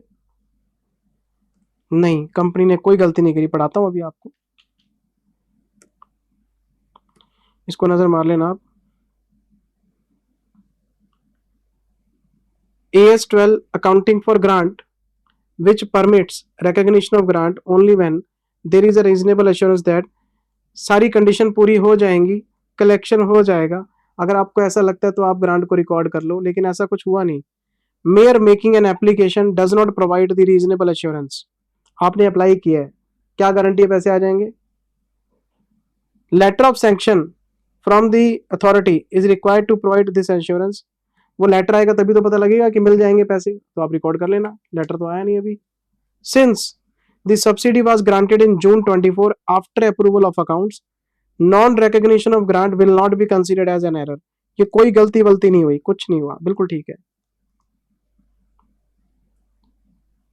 Therefore the company was right in not recognizing the grant। Company बिल्कुल ठीक है।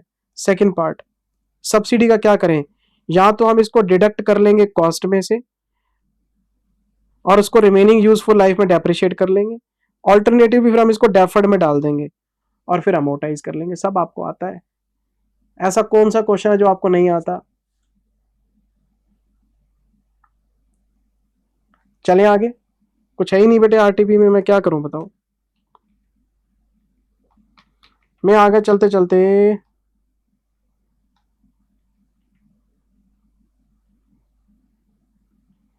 Question number 11 में,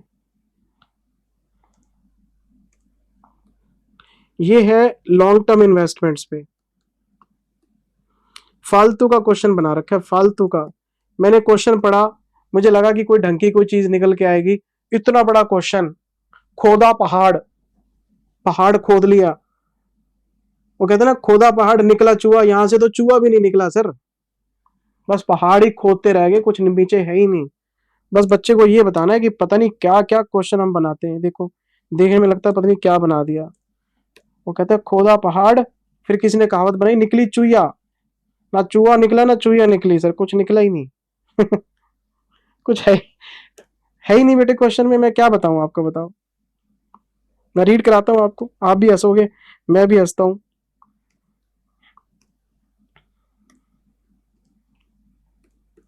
एक बच्चे ने मुझे व्हाट्सएप किया, सर आप क्लास में मोटिवेट नहीं करते। मैंने बोला वो क्या होता है, मोटिवेशन क्या होता है? सर पढ़ने की प्रेरणा नहीं देते सर आप। पढ़ने की प्रेरणा, जिस एज में आप हैं, सीए फाउंडेशन क्लियर करके आए हैं, 11वीं 12वीं फाउंडेशन सब पढ़ के आए हो, तो क्या आपको ये बात बतानी जरूरी है कि बेटे अगर आप नहीं पढ़ेंगे तो फेल हो जाएंगे, बेटे पढ़ेंगे तो पास हो जाएंगे? क्या इस चीज के लिए मोटिवेट करूं बेटे मैं आपको कि पढ़ो, पढ़ के पास हो जाओगे? बिरला की कहानी सुना दी, टाटा की कहानी सुना दी, अंबानी की कहानी सुना दी, इसकी कहानी सुना दी, उसकी कहानी। हर व्यक्ति की जीवन में अलग स्टोरी है, हर व्यक्ति का जीवन में अलग संघर्ष है, हर बंदे की अपनी स्टोरी है और उसे खुद लिखनी पड़ती है। और हार्ड वर्क ही एक ऐसी चीज है जो आपको आगे लेके जाएगी। क्या ये आपको पता नहीं? शराब पी के गाड़ी चलाओगे एक्सीडेंट हो जाएगा, क्या पीने वाले को पता नहीं? अरे स्मोकिंग करोगे तो कैंसर हो जाएगा, क्या आपको पता नहीं? अरे नहीं पढ़ोगे तो फेल हो जाओगे, क्या आपको पता नहीं? काहे का मोटिवेशन? मोटिवेशन भी बेटे एक धंधा है, एक बिजनेस है ये, जो लोगों के दिमाग में डाला गया है कि तुम्हें मोटिवेशन की जरूरत है। थोड़ा सा रियलिटी में जियोगे, आप सेल्फ मोटिवेटेड रहोगे। हर चीज को एक धंधा बना के रखा हुआ है। मैंने यूट्यूब पे देखा, एक बंदा कह रहा है मैं आपको बताऊंगा बिजनेस कैसे चलाना है। अरे भाई तू खुद वीडियो बना के बिजनेस चला रहा है, तू हमें क्या बताएगा बिजनेस कैसे चलाना है? तेरे को बिजनेस चलाना आता है, तू कोच बना फिरता है, तू अपना बिजनेस क्यों नहीं चलाता? तू 10 फैक्ट्रियां चलाना लगा के। क्या तू ये स्टेजों पे जाके प्रोग्राम करके 200 रुपए कमा रहा है वेबिनार में? धंधा है बेटे, बेवकूफ बनाया जा रहा है। जो लोग थोड़ा सा दिमागी तौर पे कमजोर हो जाते हैं उनका फायदा उठाते हैं। हर चीज में धंधा है, आप समझते नहीं, आपको दिखता ही नहीं। अगर मैं आपको क्लास में रो के दिखाऊंगा, आपको मोटिवेट करूंगा, इधर उधर की बातें करूंगा, वो आप देखो क्या आपका टीचर वो बातें अपनी जिंदगी में अप्लाई कर रहा है जो आपको ज्ञान दे रहा है? इसलिए मैं बेटे फेक बातें करता ही नहीं। मैं बच्चों को कहता हूं पढ़ो और आगे बढ़ो। सपने जरूर देखना, अगर आपको जिंदगी में आगे बढ़ना है तो सपने देखना, और सपने भी बड़े देखना। आपके actions according to your dreams, dreams की इंटेंसिटी होनी चाहिए, पागलपन होना चाहिए कि मेरे को ये करना है। भगवान आपको अपने आप ही ले जाएंगे उस तरफ। जैसी सोच है वैसे कर्म हो जाते हैं आदमी के। जो शराब में खुशी ढूंढता है वो शराब पीता है सर, जो स्मोकिंग में खुशी ढूंढता है वो स्मोकिंग सर, जो सोशल मीडिया में रीलें बनाने में खुशी ढूंढता है वो काम कर रहा है। जैसा कार्य में आपका खुशी मिलेगी वैसा आप करोगे। पढ़ाई में खुशी ढूंढो, नॉलेज में ज्ञान में खुशी ढूंढो, आगे बढ़ोगे। Live in reality, live in reality, but try to achieve your dreams. जिंदगी जियो वास्तविकता में, लेकिन सपनों को पाने के लिए। सीधी सी बात है। मेरे को ये रोना धोना फालतू की बातें मेरे को नहीं आती बेटे, मैं प्रैक्टिकल आदमी हूँ। 45 साल मेरी उम्र हो गई है, आई एम 45 नाउ, और मैं फालतू की बातें नहीं करता। मैंने जिंदगी के सारे पड़ाव देख लिए। आओ मेरे साथ, मैं वही बात बोलूंगा जो मैं जतिन को कहता हूँ, वही मैं आपको आप मेरे बच्चे की तरह हो, मैं आपको मिसगाइड नहीं करना चाहता, सच कह रहा हूँ आपको। मेरे साथ आ गया हो क्वेश्चन में। A company is, a company is engaged in the business of refining, transportation and marketing of petroleum products। ये तो रिलायंस की बात कर रहे हैं। चलो देखते हैं क्या कहती है company. During the financial year ended 31st March 24 23 24 the company acquired controlling interest from government of India. ये तो पक्का ही रिलायंस की बात हो रही है, किसी सरकारी कंपनी का कंट्रोल ले लिया। The company acquired controlling interest from government of India in another public sector undertaking at the rate of 15 per share as against the book value market value. लो जी, मैं आपको बताता हूं क्या कहता है। एक सरकारी कंपनी है सर, एक सरकारी कंपनी है। इस कंपनी का बुक वैल्यू पर शेयर, याद होना चाहिए, एमैल्गमेशन पड़ा हुआ है। बुक वैल्यू पर शेयर का मतलब इंट्रिंसिक वैल्यू पर शेयर, जो बैलेंस शीट के बेसिस पे निकालते हैं। Net assets divided by number of share. एक शेयर की वैल्यू 192 रुपए 58 पैसे है, इंट्रिंसिक वैल्यू। ठीक है, इस कंपनी का जो मार्केट प्राइस है वो चल रहा है 876, लेकिन जो शेयर एक्वायर किए गए हैं, shares acquired eight the rate of 15,551। भाई साहब, कंपनी की इंट्रिंसिक वैल्यू है 192 रुपए की, मार्केट प्राइस है 876 का, और मैंने खरीदा है 1551 रुपए में। अगर मैं मार्केट प्राइस के ऊपर चेक करूं तो मार्केट प्राइस से मैंने कितने रुपए ज्यादा दे दिए भाई साहब, 675 रुपए मार्केट प्राइस से भी ऊपर। इतना बड़ा कंसिडरेशन। तो जब खरीदने वाले को दिक्कत नहीं है तो हमें क्या दिक्कत है। कोई 800 की चीज 2000 में खरीदे, कोई 800 की चीज 8000 में खरीदे, हमें क्या फर्क पड़ता है, उसकी जेब से पैसे जा रहे हैं। तो मेरे लिए ये इररेलेवेंट है, ये इररेलेवेंट है, ये 675 रुपए जो फालतू दे रहे हो ये भी इररेलेवेंट है। अगर आपने शेयर 1551 रुपए में खरीदे हैं तो 1551 में एंट्री पास करो, जय श्री राम बोलो। और मैं एक एंट्री पास कर दूंगा अभी, इन्वेस्टमेंट इन शेयर्स डेबिट 1551 रुपए टू बैंक 1551 रुपए। सर कंपनी को नुकसान हो रहा है, होने दो, जिसने खरीदे उसने कुछ सोच समझ के खरीदे होंगे। तो बुक वैल्यू इग्नोर करो, मार्केट वैल्यू इग्नोर करो, कितने पैसे फालतू दे रहे हो इग्नोर करो, खरीदे कितने में है 1551 रुपए में, बस ये आपकी कॉस्ट बन जाएगी। अगर ये शॉर्ट टर्म होगी तो वैल्यूएशन कर दूंगा कॉस्ट और NRV which ever is lower, long term होगी तो कॉस्ट पे पड़ी रहेगी, मैं मार्केट वैल्यू पढ़ूंगा ही नहीं। अच्छा,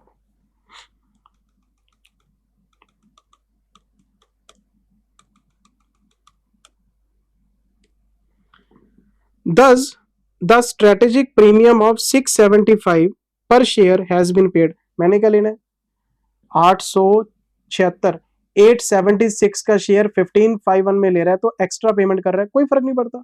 हम तो 1551 पे फोकस करके बैठे हैं, क्यों फालतू खरीदे, क्या हमें क्या पता इस बात का। चलो आगे चलते हैं, क्या कहता है जी, कहानी तो सुनो इसकी जरा। क्वेश्चन क्या कहता है, कहानी तो सुनो।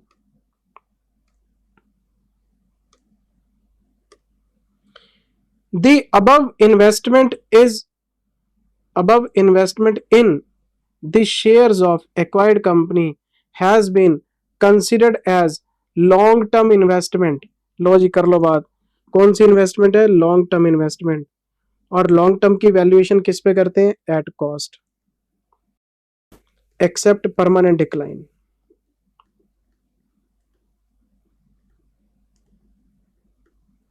एक्सेप्ट परमानेंट डिक्लाइन, अगर कोई परमानेंट डिक्लाइन आएगा तो छोड़ सकते हो। आपने, मैं अपना एग्जांपल लेता हूं प्रैक्टिकली, सुनो मेरी बात। मैंने म्यूचुअल फंड में 20 करोड़ रुपए लगा दिए, मेरे पास कम से कम 15 स्कीम्स हैं, मेरा 20 करोड़ रुपए म्यूचुअल फंड में लगा हुआ है। ठीक, जैसे ही मैंने 20 करोड़ रुपए म्यूचुअल फंड में लगाए, अगले दिन स्टॉक मार्केट क्रैश हो गई और मेरा जो 20 करोड़ है वो 18 करोड़ रह गया। मेरे को एजेंट का फोन आया, कहता बाबू जी बड़ा नुकसान हुआ। मैंने उसको बोला नुकसान काहे का हुआ, मैंने क्या ये म्यूचुअल फंड आज रिडीम करने हैं? मैंने तो जतिन के लिए 25 साल के लिए लगा दिए। जब ये 20 करोड़ के 150 करोड़ हो जाएंगे उसको गिफ्ट कर दूंगा। तो प्राइस गिरे बढ़े गिरे बढ़े गिरे बढ़े, मेरे को क्या फर्क पड़ता है? मैं तो 25 साल बाद जब रिडीम करूंगा तब देखूंगा क्या प्राइस है। तो मुझे फोन मत करियो कि आज गिर गया, आज बढ़ गया, आज गिर गया। ये जो डेली फ्लक्चुएशन है, ये तो मैं जो इन्वेस्टमेंट मेरे को 25 साल बाद रिडीम करनी है, मैं क्यों पढ़ूंगा क्या वैल्यू चल रही है उसकी? गिर जाए बढ़ जाए, गिर जाए बढ़ जाए। 50 बार होगा ऐसा मार्केट में इंडिया में। लेकिन मुझे भारत पे भरोसा है कि भारत की इकोनॉमी डे बाय डे बढ़ेगी आगे। मैंने 25 साल के लिए लगा दिया पैसा। तो लॉन्ग टर्म इन्वेस्टमेंट है, कॉस्ट पे रहेंगे, पड़े रहेंगे। जब जब बेचूंगा तब देखूंगा। परमानेंट डिक्लाइन, म्यूचुअल फंड पैसे लेके भाग गया, फिर तो डूब गया सर। म्यूचुअल फंड चल रहा है, एएमसी चल रही है, एसेट मैनेजमेंट कंपनी चल रही है, फिर क्या दिक्कत है? तो परमानेंट डिक्लाइन का मतलब डूब ही गया पैसा, फिर तो अलग बात है। लेकिन फ्लक्चुएशन तो आते रहते हैं, वो नहीं पढ़ते हम। समझाई तो थी कहानी एएस 13 के क्वेश्चंस में, जब क्लास में एएस 13 कराया था, इतना प्यार से पढ़ाया था आपको। therefore has been accounted for at cost, that is this। बिल्कुल ठीक कह रहे जी, बिल्कुल करेक्ट है। No provision for decline in value has been made in the books of account, बिल्कुल ठीक कह रहे हैं, मजा आ गया, सही कर रहा है, ऐसे ही होना चाहिए। लॉन्ग टर्म की वैल्यूएशन कॉस्ट पे होती है और कोई प्रोविजन नहीं बनता। As per the requirement of schedule 3 of the companies act, the aggregate market value of the quoted shares has been properly reflected in the financial statement. Notes में जो लिखना लिखते रहो, कौन पूछ रहा है? वैल्यूएशन नहीं हो सकती इसकी, कॉस्ट पे पड़ा रहेगा। 28 मार्च को the acquired shares were quoted at 880, 1551 का शेयर 880 का रह गया। और आज का जो मार्केट प्राइस है वो 300 है। मेरे को फर्क ही नहीं पड़ता, जिस चीज को बेचना ही नहीं है मैं उसका प्राइस क्यों चेक करूं, चाहे 800 चाहे 300। 1551 में खरीदा, 1551 में पड़ा रहेगा। Considering the tangible and intangible benefits of the management is of the view that there is no permanent decline in the value of the strategic methodology।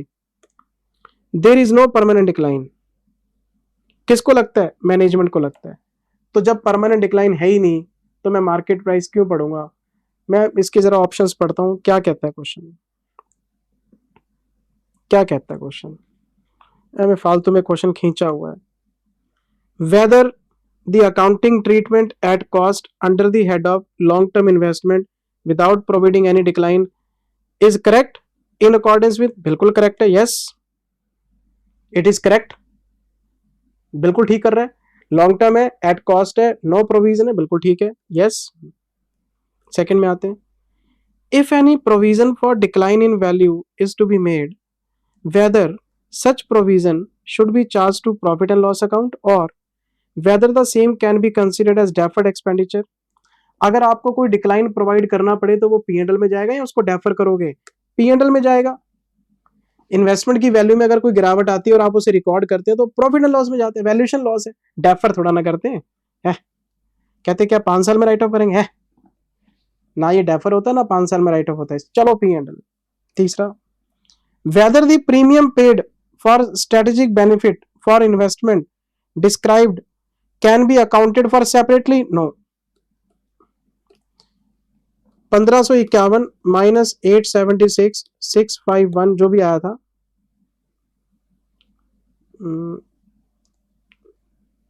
ये 875 था और ये क्या था,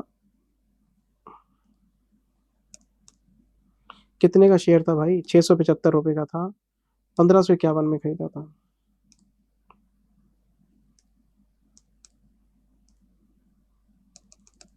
ये देखो, ये 675 का जो प्रीमियम है, आपने मार्केट प्राइस से भी महंगा शेयर खरीदा था, तो जो 675 आपने एक्स्ट्रा पे किया है, क्या इसकी कोई सेपरेट अकाउंटिंग होगी? Answer is no.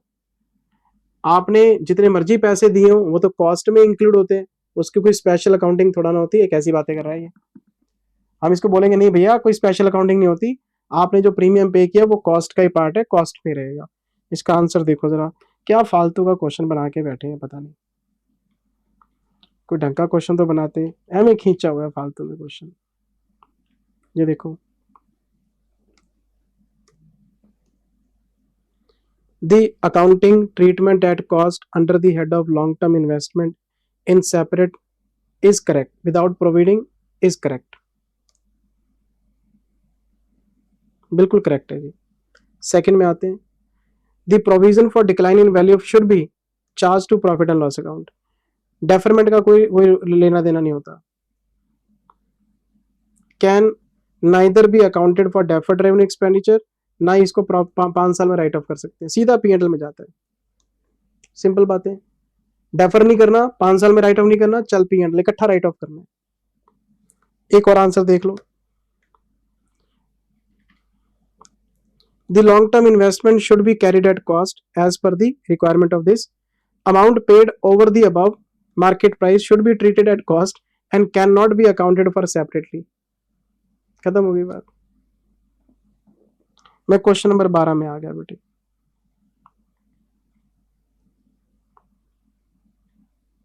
ये क्वेश्चन मैं आपको नहीं करा रहा क्योंकि ये क्लास बुक में मेरा करवाया हुआ क्वेश्चन है। आप क्लास बुक में जाएं, क्वेश्चन नंबर 5 पढ़ें, क्लास बुक का क्वेश्चन नंबर 5 है ये वही है मंथली इंटरेस्ट वाला। बच्चे हमेशा पूछते हैं सर ब्याज पे ब्याज क्यों लगा रहे हो, फिर मैं कहता हूँ यार बैंक ओवरड्राफ्ट है, मंथली इंटरेस्ट है, तो बैंक ओवरड्राफ्ट हर महीने बढ़ेगा, फिर उस पर ब्याज लगेगा। किताब खोलो क्लास बुक का क्वेश्चन नंबर 5 है ये, मैं नहीं करा रहा, ये मैंने करवाया हुआ है। एक क्वेश्चन 2 बार कैसे करा दो मेरे बच्चे।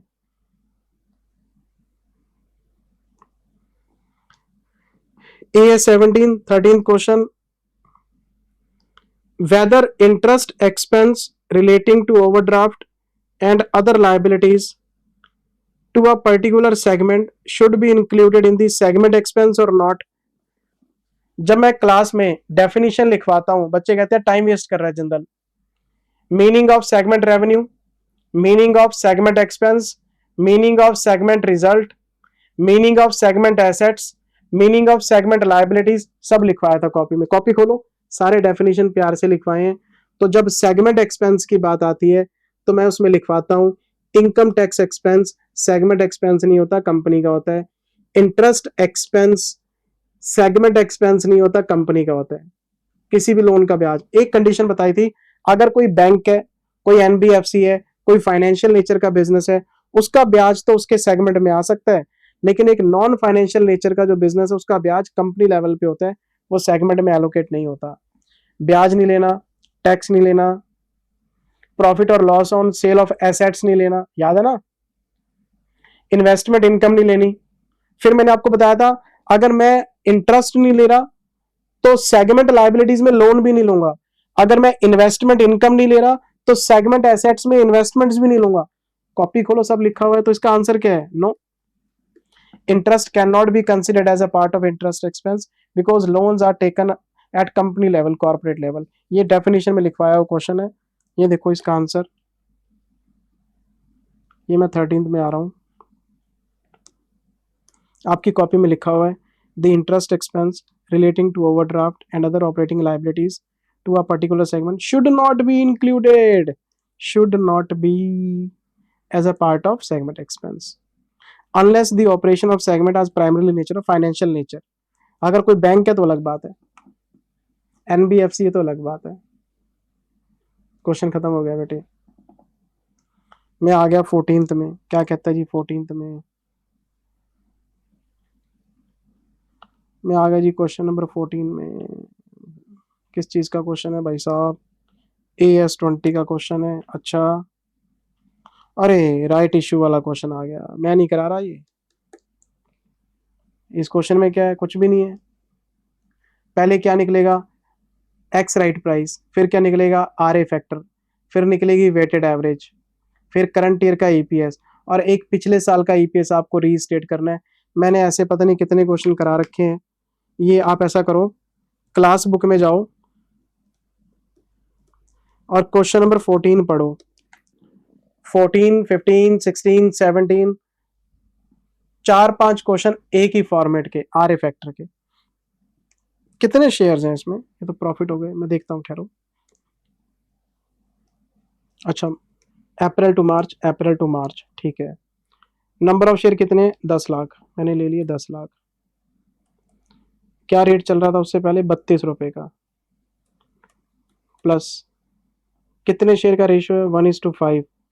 1:5 2 लाख आ जाएंगे। क्या रेट दिया है? 25 रुपए का। डिवाइड कर देंगे 12 लाख से, ये आ जाएगा एक्स राइट प्राइस। कितना आया? 10 लाख इंटू 32, 3,20,00,000 रुपीज। ठीक है,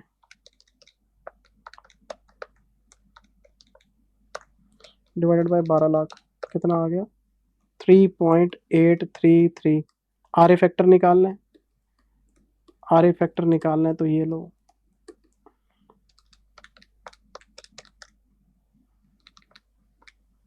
1.04 आ गया। अब क्या करना है? 10 लाख लेना है। कब कब इशू है? 31 जुलाई को। अप्रैल मई जून जुलाई 4 महीने। 10 लाख इंटू ये इंटू 4/12, फिर हम लेंगे 12 लाख इंटू 8/12।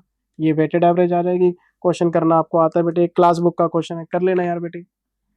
अगर AS20 मेरे से पढ़ने के बाद क्वेश्चन नहीं हो रहा तो फिर किससे पढ़ने के बाद होगा, आप बता दो।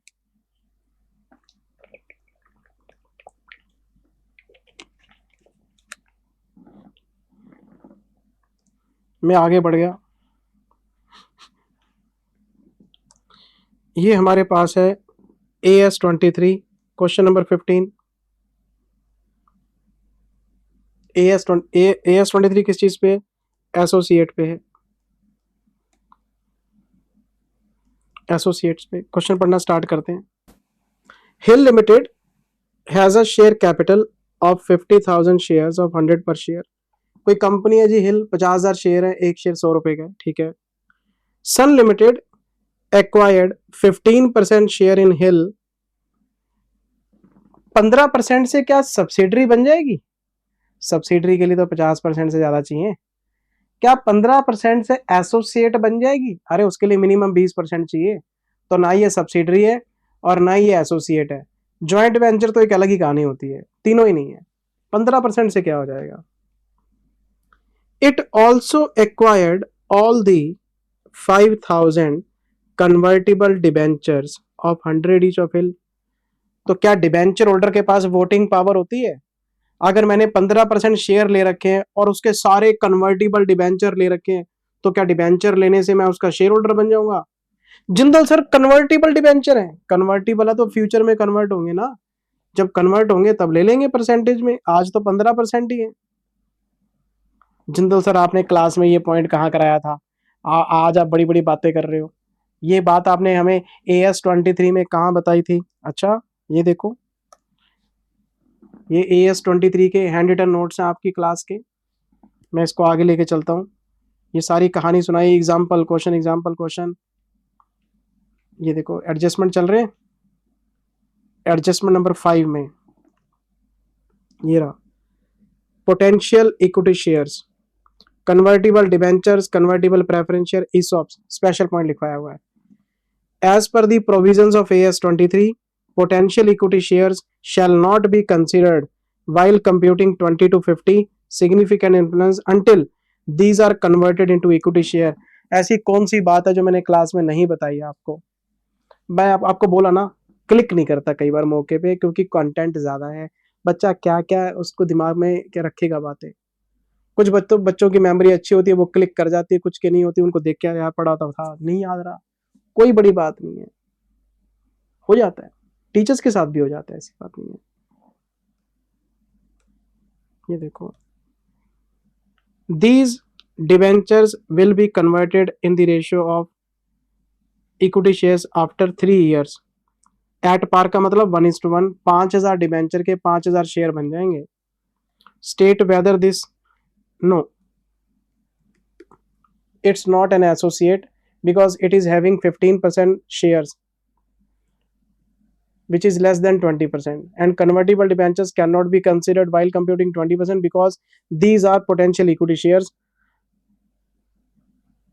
मेरी बात समझ रहे हो ना? जब तक ये कन्वर्ट नहीं होता तब तक नहीं लेना, खत्म हो गई बात यार बेटे, कुछ है ही नहीं। तो फ्यूचर में क्या होगा? फ्यूचर में क्या होगा? आज मेरे पास 15% है, आज मेरे पास 15% है तो 7,500 शेयर है। फ्यूचर में 5,000 और आ जाएंगे, तो इनके पास भी 55,000 हो जाएंगे, क्योंकि अगर मेरे पास शेयर बढ़ेंगे कंपनी की कैपिटल भी तो बढ़ेगी ना। तो फ्यूचर में मेरे पास 25% के आसपास शेयर हो जाएंगे। अगर मेरे डिबेंचर फ्यूचर में शेयर बनते हैं तो कंपनी की शेयर कैपिटल भी तो 55,000 हो जाएगी, तो 25% फ्यूचर में होगा, तो फ्यूचर में बनेगी एसोसिएट। आज मेरी एसोसिएट नहीं है ना। अगर मैं ये देखता हूं 7500 शेयर मेरे पास आ जाए जी, 5,000 डिबेंचर के आ जाएंगे, तो 50,000 में कितने परसेंट बनते हैं?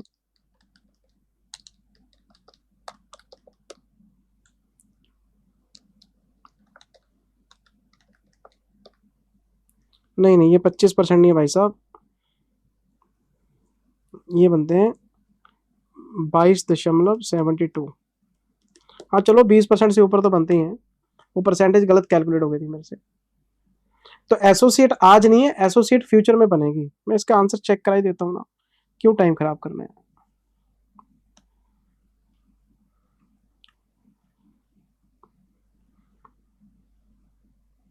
13, 14, ये तो वही है आर ए फैक्टर 1.04 वाला। अच्छा ठीक है जी, ये देखो ना, AS23 की पूरी कहानी सुनाई हुई है और ये कंपुटेशन करके दिखाई हुई है, देखो आप।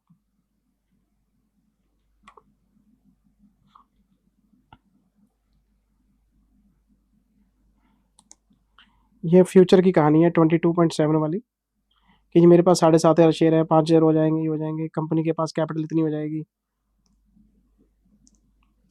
ये तो ठीक है, ऊपर आओ।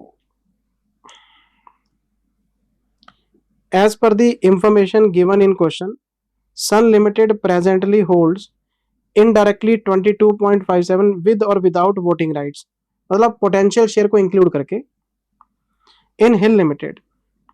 However, the current outstanding security with voting rights are only 15%. Voting वाले 15 हैं, टोटल आपके 22 हैं, ठीक है। The remaining holding is on account of potential equity shares. Since potential equity shares do not have voting rights, they will not be taken into consideration while determining the significant influence. Hence, Hill Limited is not an associate. ये associate नहीं है। खत्म करो बात यार, आगे बढ़ो। जो चीज पड़ी हुई है उस पर क्या मत्था मारना है। 13th हो गया, 14th हो गया, 15th किया हुआ है हमारा, 16th discontinue operation. Class book में जाओ मेरे बच्चे, क्लास बुक में जाओ, मैंने लिखा हुआ है क्लास बुक का क्वेश्चन नंबर 11 है ये। CDMA फोन से GSM फोन बना लिया, बाथिंग सोप से डिटर्जेंट सोप बना ली, पैसेंजर व्हीकल से कमर्शियल व्हीकल बना लिया, ग्रेजुअल फेजिंग आउट बोलते हैं, पढ़ा हुआ है आपने, आगे पढ़ो। मेरे पास बताने के लिए कुछ नहीं है इसमें। मैं 17वें में आ गया, AS28 का। क्लास बुक में जाओ, कट कॉपी पेस्ट, पढ़ा हुआ क्वेश्चन है, क्वेश्चन नंबर 12 इंपेयरमेंट का क्वेश्चन है, सब समझाया हुआ है, पढ़ लेना। मैं आ गया जी AS29 में। AS29 ये पढ़ लेते हैं क्या कहता है question.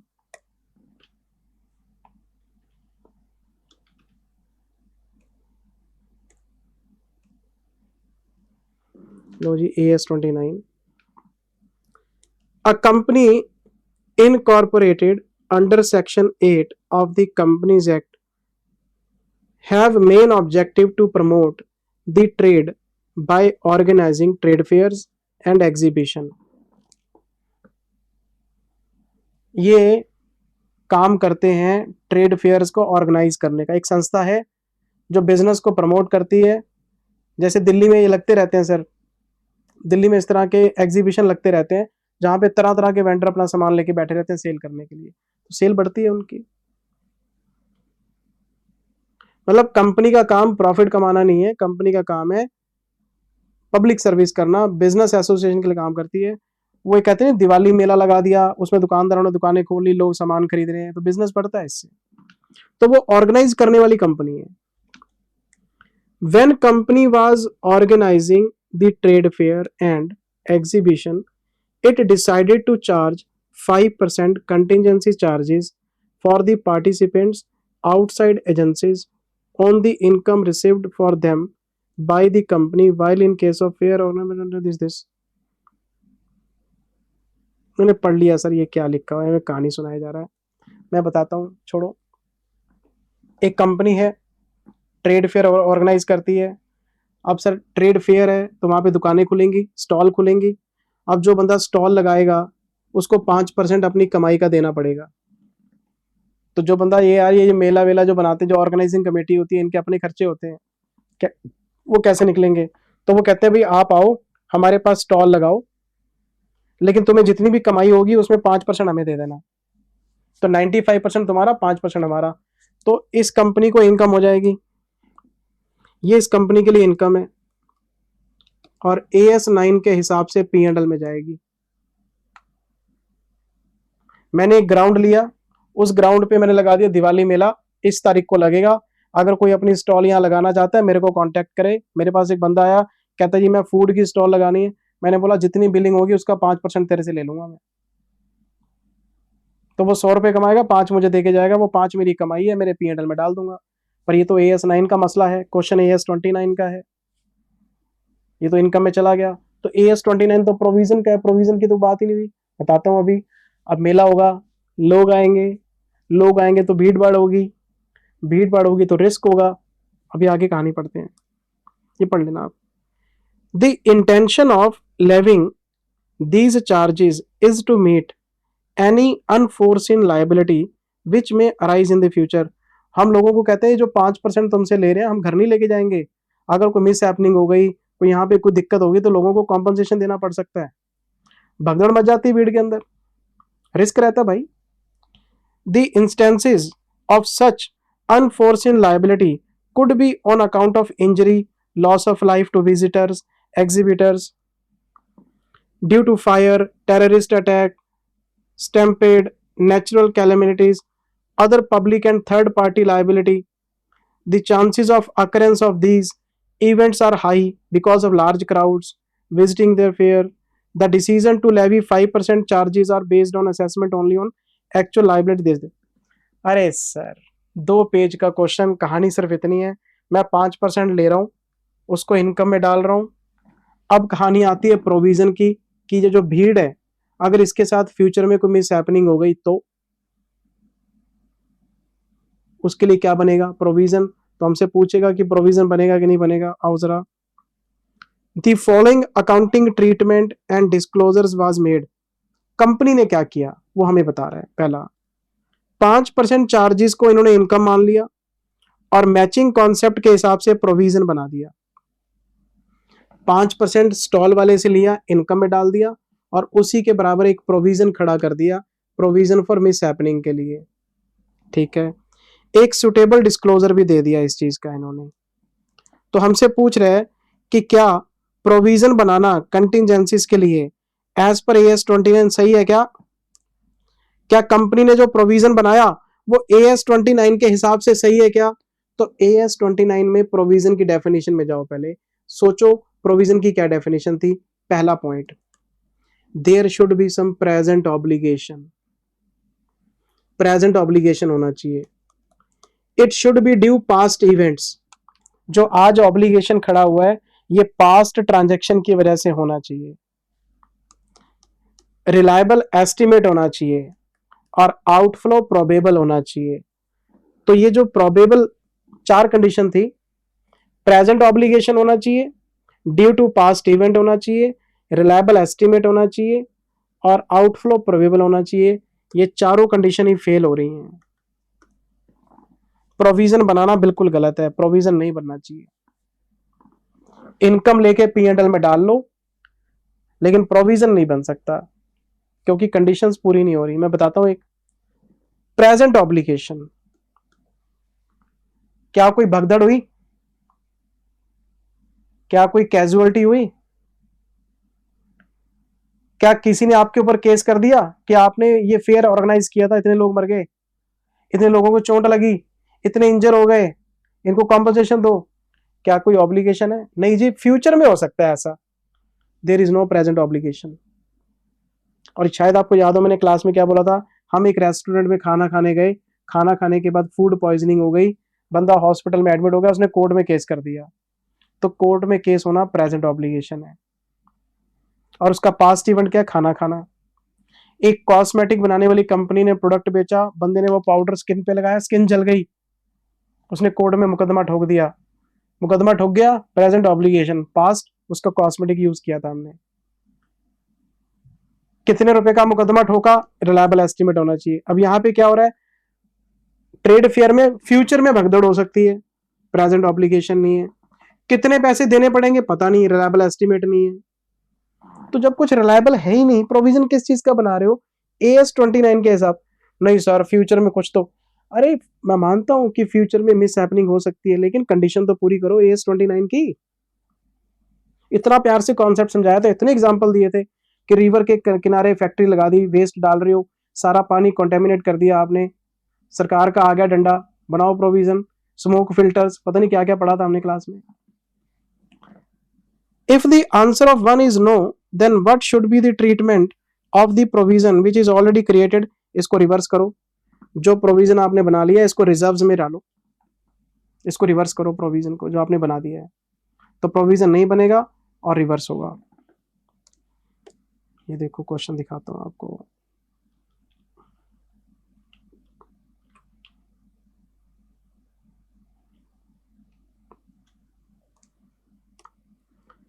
AS29 provision contingent liabilities contingent assets state that provision should be recognized an enterprise has present obligation as a result of past event। अभी जो बता रहा था, it is probable that outflow resources, outflow probable होना चाहिए और उसका reliable estimate भी होना चाहिए। वो जो मैं 29 में बताता हूँ वो लिखा हुआ है। From the above it is clear that contingencies considered by the company there is no present obligation और कोई reliable estimate भी नहीं है, तो कंपनी को प्रोविजन नहीं बनाना चाहिए था। और अगर प्रोविजन बन गया है तो उसको रिवर्स करो रिजर्व्स के अंदर। Therefore provision so created by company shall be treated as a reserve। इसको रिवर्स करना पड़ेगा, रिजर्व में डालना पड़ेगा। क्वेश्चन खत्म, पैसा आ जाओ वापस करो, आरटीपी खत्म होने वाली है। मैं 19वें क्वेश्चन पे आ गया। क्वेश्चन नंबर 19 में आओ मेरे बच्चे। बाय बैक, क्लास बुक में जाओ, डिट्टो कट कॉपी पेस्ट, ये क्लास बुक का क्वेश्चन नंबर 18 है। क्लास बुक का 18वां क्वेश्चन यही है, स्टडी मटेरियल का क्वेश्चन है ये। लास्ट क्वेश्चन ब्रांच अकाउंटिंग का। From the following particulars relating to Pune branch for the year prepare branch account. क्या बनाना है? Branch account. डिपेंडेंट ब्रांच के 3 मेथड होते थे, स्टॉक एंड डेटर, डेटर और फाइनल अकाउंट। ये डेटर मेथड का सिंगल क्वेश्चन है ब्रांच अकाउंट, तो हमने बनाया जी ब्रांच अकाउंट। बच्चों वाला क्वेश्चन है, ये लो, सारे एसेट्स के ओपनिंग, लो मैं लिख देता हूं। सबसे पहले स्टॉक बताया जा रहा है, ओपनिंग 10,000 का, मैंने लिखा जी टू बैलेंस BD स्टॉक 10,000 रुपए का, काट दो। अगले पेज पे आओ, लो जी मैं अगले पेज पे आ गया। ब्रांच डेटर का ओपनिंग बैलेंस है 4,000 रुपए का, डेटर्स 4,000 रुपए। नोटिंग करने की जरूरत नहीं, आपके पास आरटीपी में आंसर है। ये ब्रांच डेटर क्लोजिंग है। पैटी कैश, पैटी कैश का ओपनिंग है 500। अब मुझे बताओ पैटी कैश अकाउंट कब खुलता है? जब सारे के सारे कलेक्शंस रेमिट होते हैं। पैटी कैश का मतलब ये है ब्रांच को अपना कैश यूज करने की परमिशन नहीं है, तो जितना भी कलेक्शन होगा सारा एचओ को चला जाएगा, तो कलेक्शन और रेमिटेंस बराबर हो जाएंगे। याद है ना? पैटी कैश का मतलब ही है कि मेन कैश अकाउंट है ही नहीं हमारे पास। फिर एक फर्नीचर पड़ा है हमारे पास ओपनिंग में 2,000 का, लो जी फर्नीचर 2,000 रुपए का। और बताओ जी क्या है?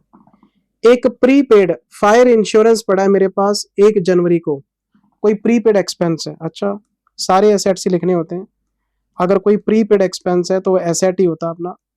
लो जी, कोई सैलरीज आउटस्टैंडिंग है ओपनिंग में। अच्छा, लाइबिलिटी का भी ओपनिंग बैलेंस है, बाय बैलेंस BD। एसेट हो या लाइबिलिटी हो क्या फर्क पड़ता है? आउटस्टैंडिंग सैलरी कितनी है? 100 रुपए की है जी, लो लिख दी। सारे एसेट सारे लाइबिलिटीज का ओपनिंग आ गया। फिर क्वेश्चन आगे क्या कहता है, गुड्स सेंट टू ब्रांच 80,000 रुपए। पहले इसका टोटल मारो, 10 और 4 14, फिर 500, फिर 2000, फिर 150, ये आ गया 16,650। ठीक है जी, कुछ करना ही नहीं बेटे, मजेदार क्वेश्चन है, 5 मिनट में हो जाएगा। मैंने लिखा टू GSTB 80,000 रुपए। और सबसे मजे की बात, इस क्वेश्चन में प्रॉफिट की परसेंटेज नहीं है कि कितने % लोडिंग हो रही है। तो जब परसेंटेज नहीं है तो एट कॉस्ट का क्वेश्चन है, एट कॉस्ट, ना कोई लोडिंग ना कोई स्टॉक रिजर्व, सिंपल क्वेश्चन है।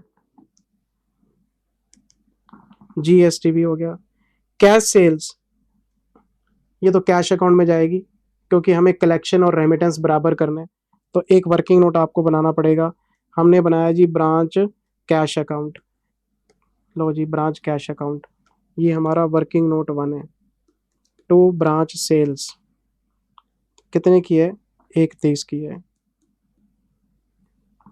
फिर आगे पढ़ा हमने क्रेडिट सेल्स, तो क्रेडिट सेल के लिए डेटर अकाउंट बनाना पड़ेगा। ये ओपनिंग है, ये क्लोजिंग है, ठीक है, और ये सेल है। हमने बनाया जी दूसरा working note, branch debtors account. Format आप देख लेना बेटे, क्लास में बहुत चमका चमका के बनाया हमने। ये ओपनिंग बैलेंस है, ये क्लोजिंग बैलेंस है, ये मैं रफ लिख रहा हूँ सिर्फ समझाने के लिए। मैंने सेल लिख दी 40,000 रुपए की। आगे चलते हैं, यहाँ से कलेक्शन आएगा, कलेक्शन यहाँ जाएगा, यहाँ से रेमिटेंस जाएगी। ढेरों क्वेश्चन कर रखे हैं आपने।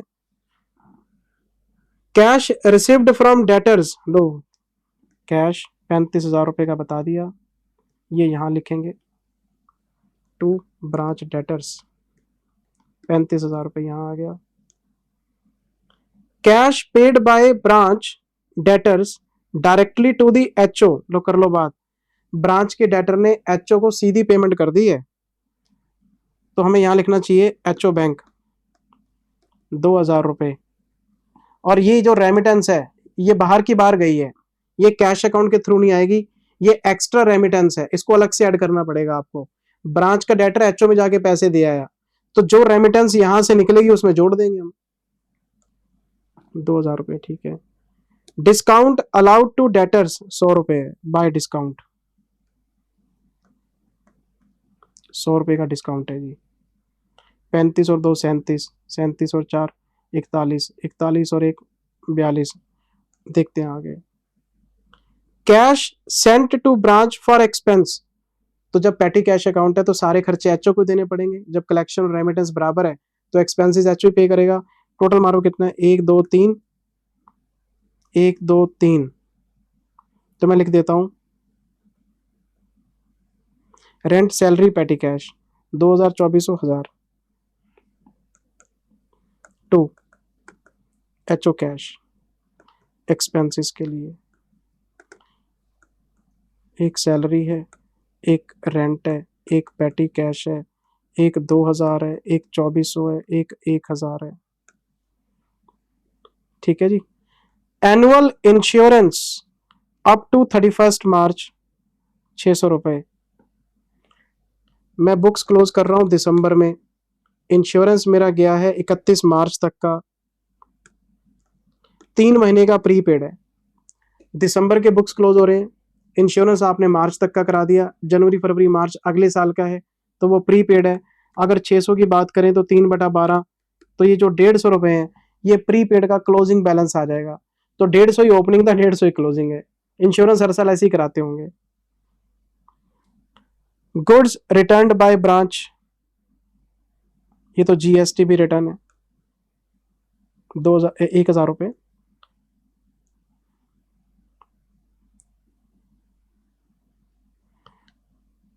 GSTB रिटर्न कितने हैं, गुड्स रिटर्न बाय ब्रांच 1,000 रुपए का, यहाँ लिखेंगे बाय GSTB रिटर्न 1,000 रुपए।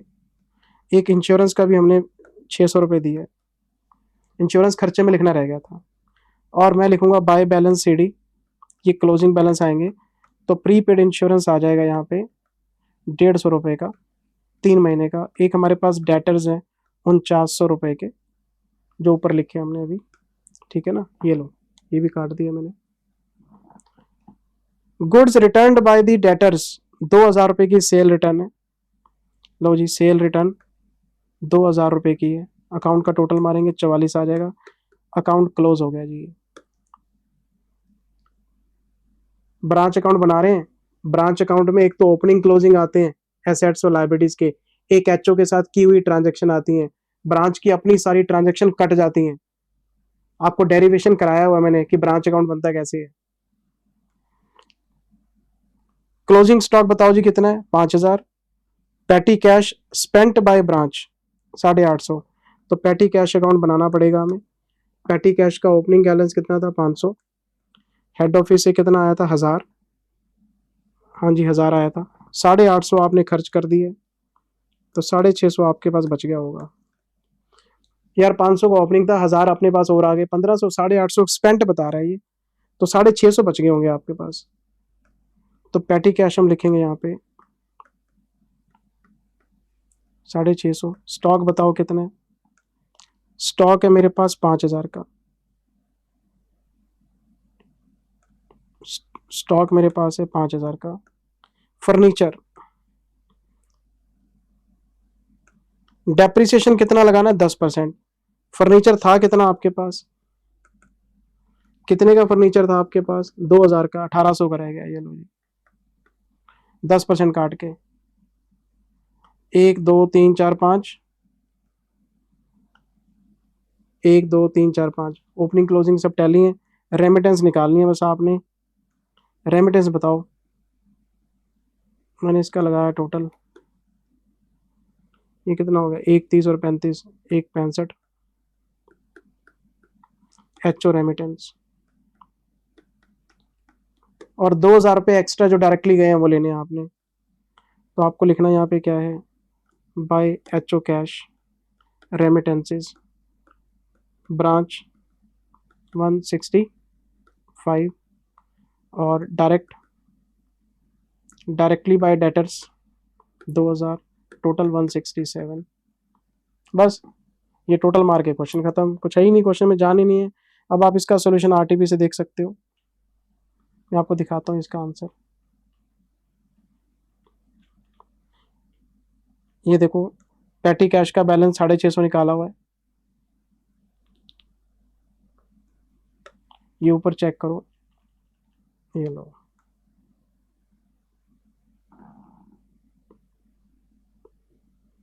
ये हो गया, ये हो गया, ये हो गया, ये हो गया, 150 हो गया। ये सारी चीज सारी ठीक है बेटा, कैलकुलेशन आप देख लेना बस। इसमें शायद एक लाइन पढ़नी रह गई हमारी, एक लाइन स्क्रीन पे नहीं आई, वो पढ़नी रह गई शायद, मैं देखता हूँ।